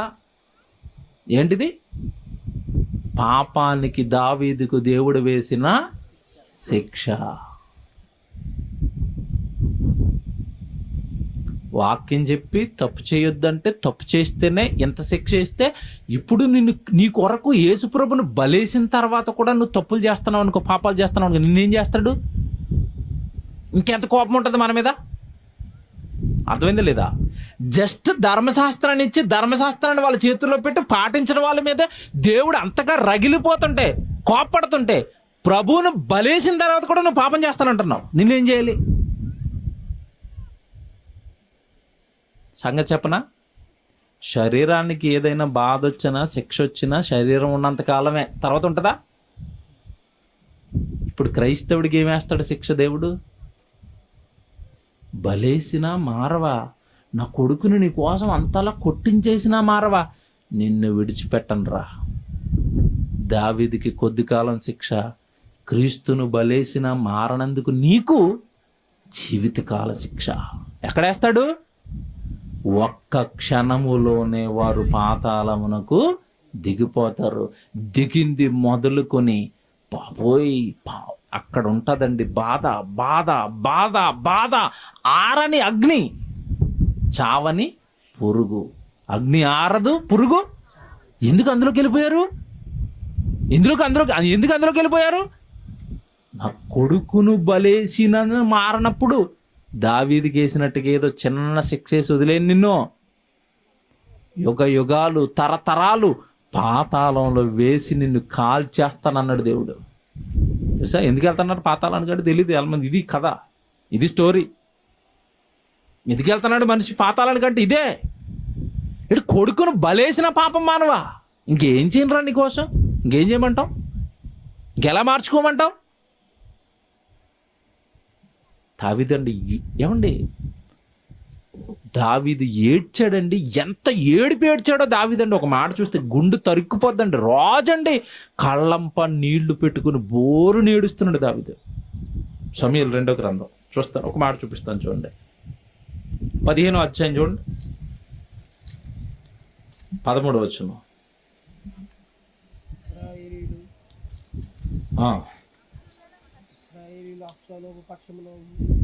ఆ ఇశ్రాయేలు అబ్షాలోము పక్షము వహించిరని దావీదుకు వర్తమానం రాగా, దావీదు యెరూషలేమునందున్న తన సేవకులందరికీ ఇలాగ ఆజ్ఞ ఇచ్చెను, అబ్షాలోము చేతుల నుండి మనల్ని తప్పించుకుని రక్షణ నొందలేము, మనము పారిపోదము రండి. ఎవరు పారిపోతున్నారు? గొలియాతును చంపిన ఆయన పారిపోతున్నాడండి అబ్షాలోముని చూసి. గొలియాతును చంపిన దావీదు అబ్షాలోముని చంపలేడా? విచిత్రం ఏంటంటే, గొలియాతును చంపుతున్న టైంలో దావీదుకి ఎవరు తోడుంది? దేవుని తోడుంది కనుక చంపాడు. కత్తి పడితే 10,000 మందిని దావీదు ఎలా చంపేశాడు అంటే, కత్తి పట్టిన నాడు దావీదుకి ఎవరు తోడుంది? దేవుడు తోడుంది. ఎప్పుడైతే పాపం చేశాడో దేవుడు విడిచిపెట్టాడు. చివరికి సొంత కొడుకు వస్తున్నా రక్షించుకోలేక మనం ఏం చేద్దాం అంటున్నాడు? పరుగు పారిపోతాం, చంపేస్తాడు. పారిపోయాడండి. అలా పారిపోయి 30వ వచనానికి వచ్చేసరికి చూడండి ఏముంది. 30వ వచనం, ఇదే అధ్యాయం 30వ వచనం. అయితే దావీదు ఒలివ చెట్ల కొండ ఎక్కుచు ఏడ్చుచు తల కప్పుకొని పాదరక్షలు లేకుండా కాలినడకన వెళ్ళాను. అబ్బబ్బబ్బా, రాజుకు చెప్పులు కూడా లేవండి చూడండి కాళ్ళకి. పరుగు అరణ్యంలో ఏడ్చుకుంటూ అడవులు. ఏమంటే మీరు పొలంలోకి చెప్పులు లేకుండా వెళ్ళండి, పొలంలోకి ఎలాగుంటుంది ఎండల్లో. రాజు చెప్పులు లేకుండా కొండల్లోకి అరణ్యంలోకి పారిపోతున్నాడా? ఏంటి చెప్పండి ఈ పరిస్థితికి, దీనస్థితి కారణం ఏంటి చెప్పండి? ఏం చేశాడు దావీదు? తప్పు, పాపం చేయకూడదండి. క్రీస్తులోకి వచ్చిందని చక్కగా ప్రార్థన చేసుకోండి, పాట పాడుకోండి, వాక్యం చదువుకోండి, వాక్యం చెప్పండి, ప్రార్థనలో కూర్చోండి. నలుగురు రెండమ్మ ప్రార్థన పెట్టుకుందామని చక్కగా మీ ఇంట్లో ప్రార్థన పెట్టుకోండి, పక్క వాళ్ళ ఇంట్లో ప్రార్థన పెట్టుకోండి, ఎక్కడైనా కూడుకులు జరుగుతుంటే అక్కడికి వెళ్ళిపోండి. ఏమంటే ఇలా పరిశుద్ధంగా పవిత్రంగా దేవుడి పనిలో ఉండవలసిన మీరు పాపం చేయటం ఏంటండి? తప్పు చేయటం ఏంటి? కనుక పాపం చేసిన దావీదును విడిచిపెట్టని దేవుడు పాపం చేస్తే మనల్ని కూడా విడిచిపెట్టడం. అసలు ఎందుకు స్టార్టింగ్ ఒకసారి జ్ఞాపకం చేసుకోనండి. తాను చేయవలసిన పని తాను చేస్తే ఏం చేయడు? పాపం చేయడు. బత్షెబాను చూస్తున్న టైంలో నిజానికి దావీదు ఎక్కడ ఉండాలి చెప్పాలి? ఎక్కడ ఉండాలి? ఊరున యుద్ధం జరుగుతుంది. అక్కడ యుద్ధంలో ఉండవలసిన అయ్యగారు మేడ మీద తిరుగుతున్నాడు. అర్థమైందా లేదా? సైనికుడు ఇంటికి వచ్చాడండి, యుద్ధంలో నుంచి ఇంటికి వచ్చి రాగానే ఏదో కొంచెం మేనేజ్ చేద్దామని ఆ ఉరియాని అడుగుతున్నాడు. నాయన నువ్వు నా దగ్గర ఉండిపో, చక్కగా విందు చేసుకుంటే. లేదు, నేను ఉండను. అక్కడ ఊరున యుద్ధం జరుగుతుంటే నేనేంటి ఇంటి దగ్గర ఉండటం? పోనీ మీ ఇంటికి వెళ్ళిపోయి నీ భార్య దగ్గర ఉండంటే అంటున్నాడు. యుద్ధం జరుగుతుంటే నేను నా భార్య దగ్గరికి వెళ్ళి సుఖాన్ని అనుభవించాలా? నో, యుద్ధంలో నేను ఉండాలి తప్ప నా భార్యతో నేను సుఖపడకూడదు అంటున్నారు. ఎవరు? ఉరియా. ఒక సైనికుడిలో నీతి చూడండి, ఒక సైనికుడిలో నిజాయితీ చూడండి. మరి సైనికుడిలోనే అంత ఉంటే యుద్ధం జరుగుతున్నప్పుడు రాజులు ఎంత ఉండాలి?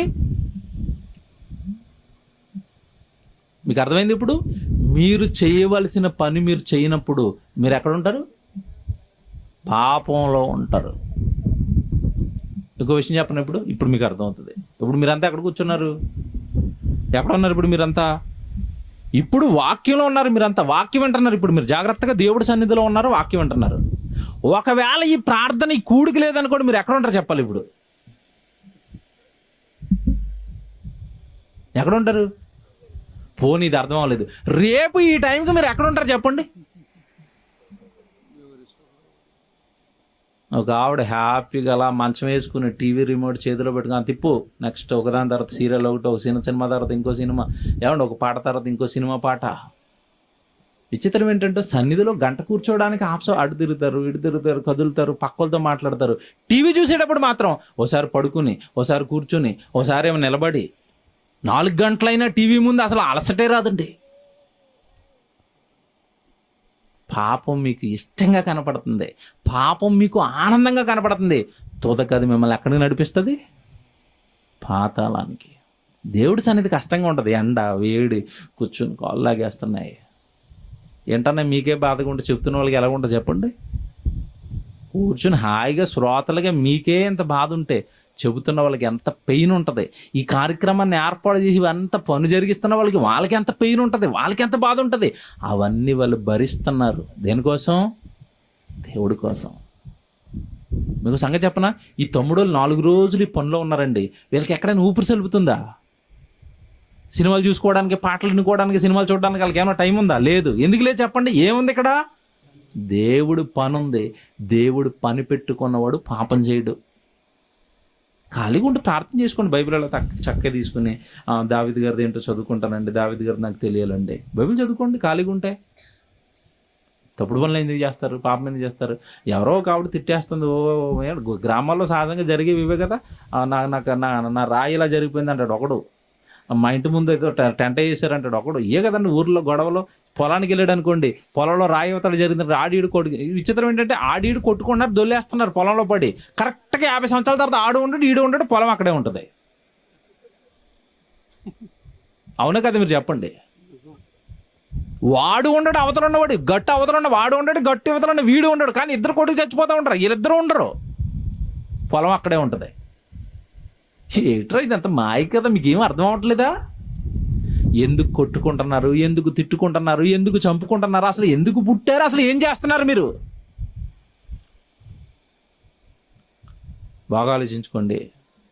పాపం మనం ఎందుకు చేస్తున్నామంటే మేలైనది చెయ్యాలని ఎరిగాం, కానీ అది మనం స్కూల్కి వెళ్ళలేదు కనుక వెధవయ్యాడు. మీరు దేవుడు పని చేయాలి, చేయట్లేదు కనుక పాపులుగా ఉన్నాం. అర్థమైందా లేదా? ప్రార్థన చేసుకుందాం.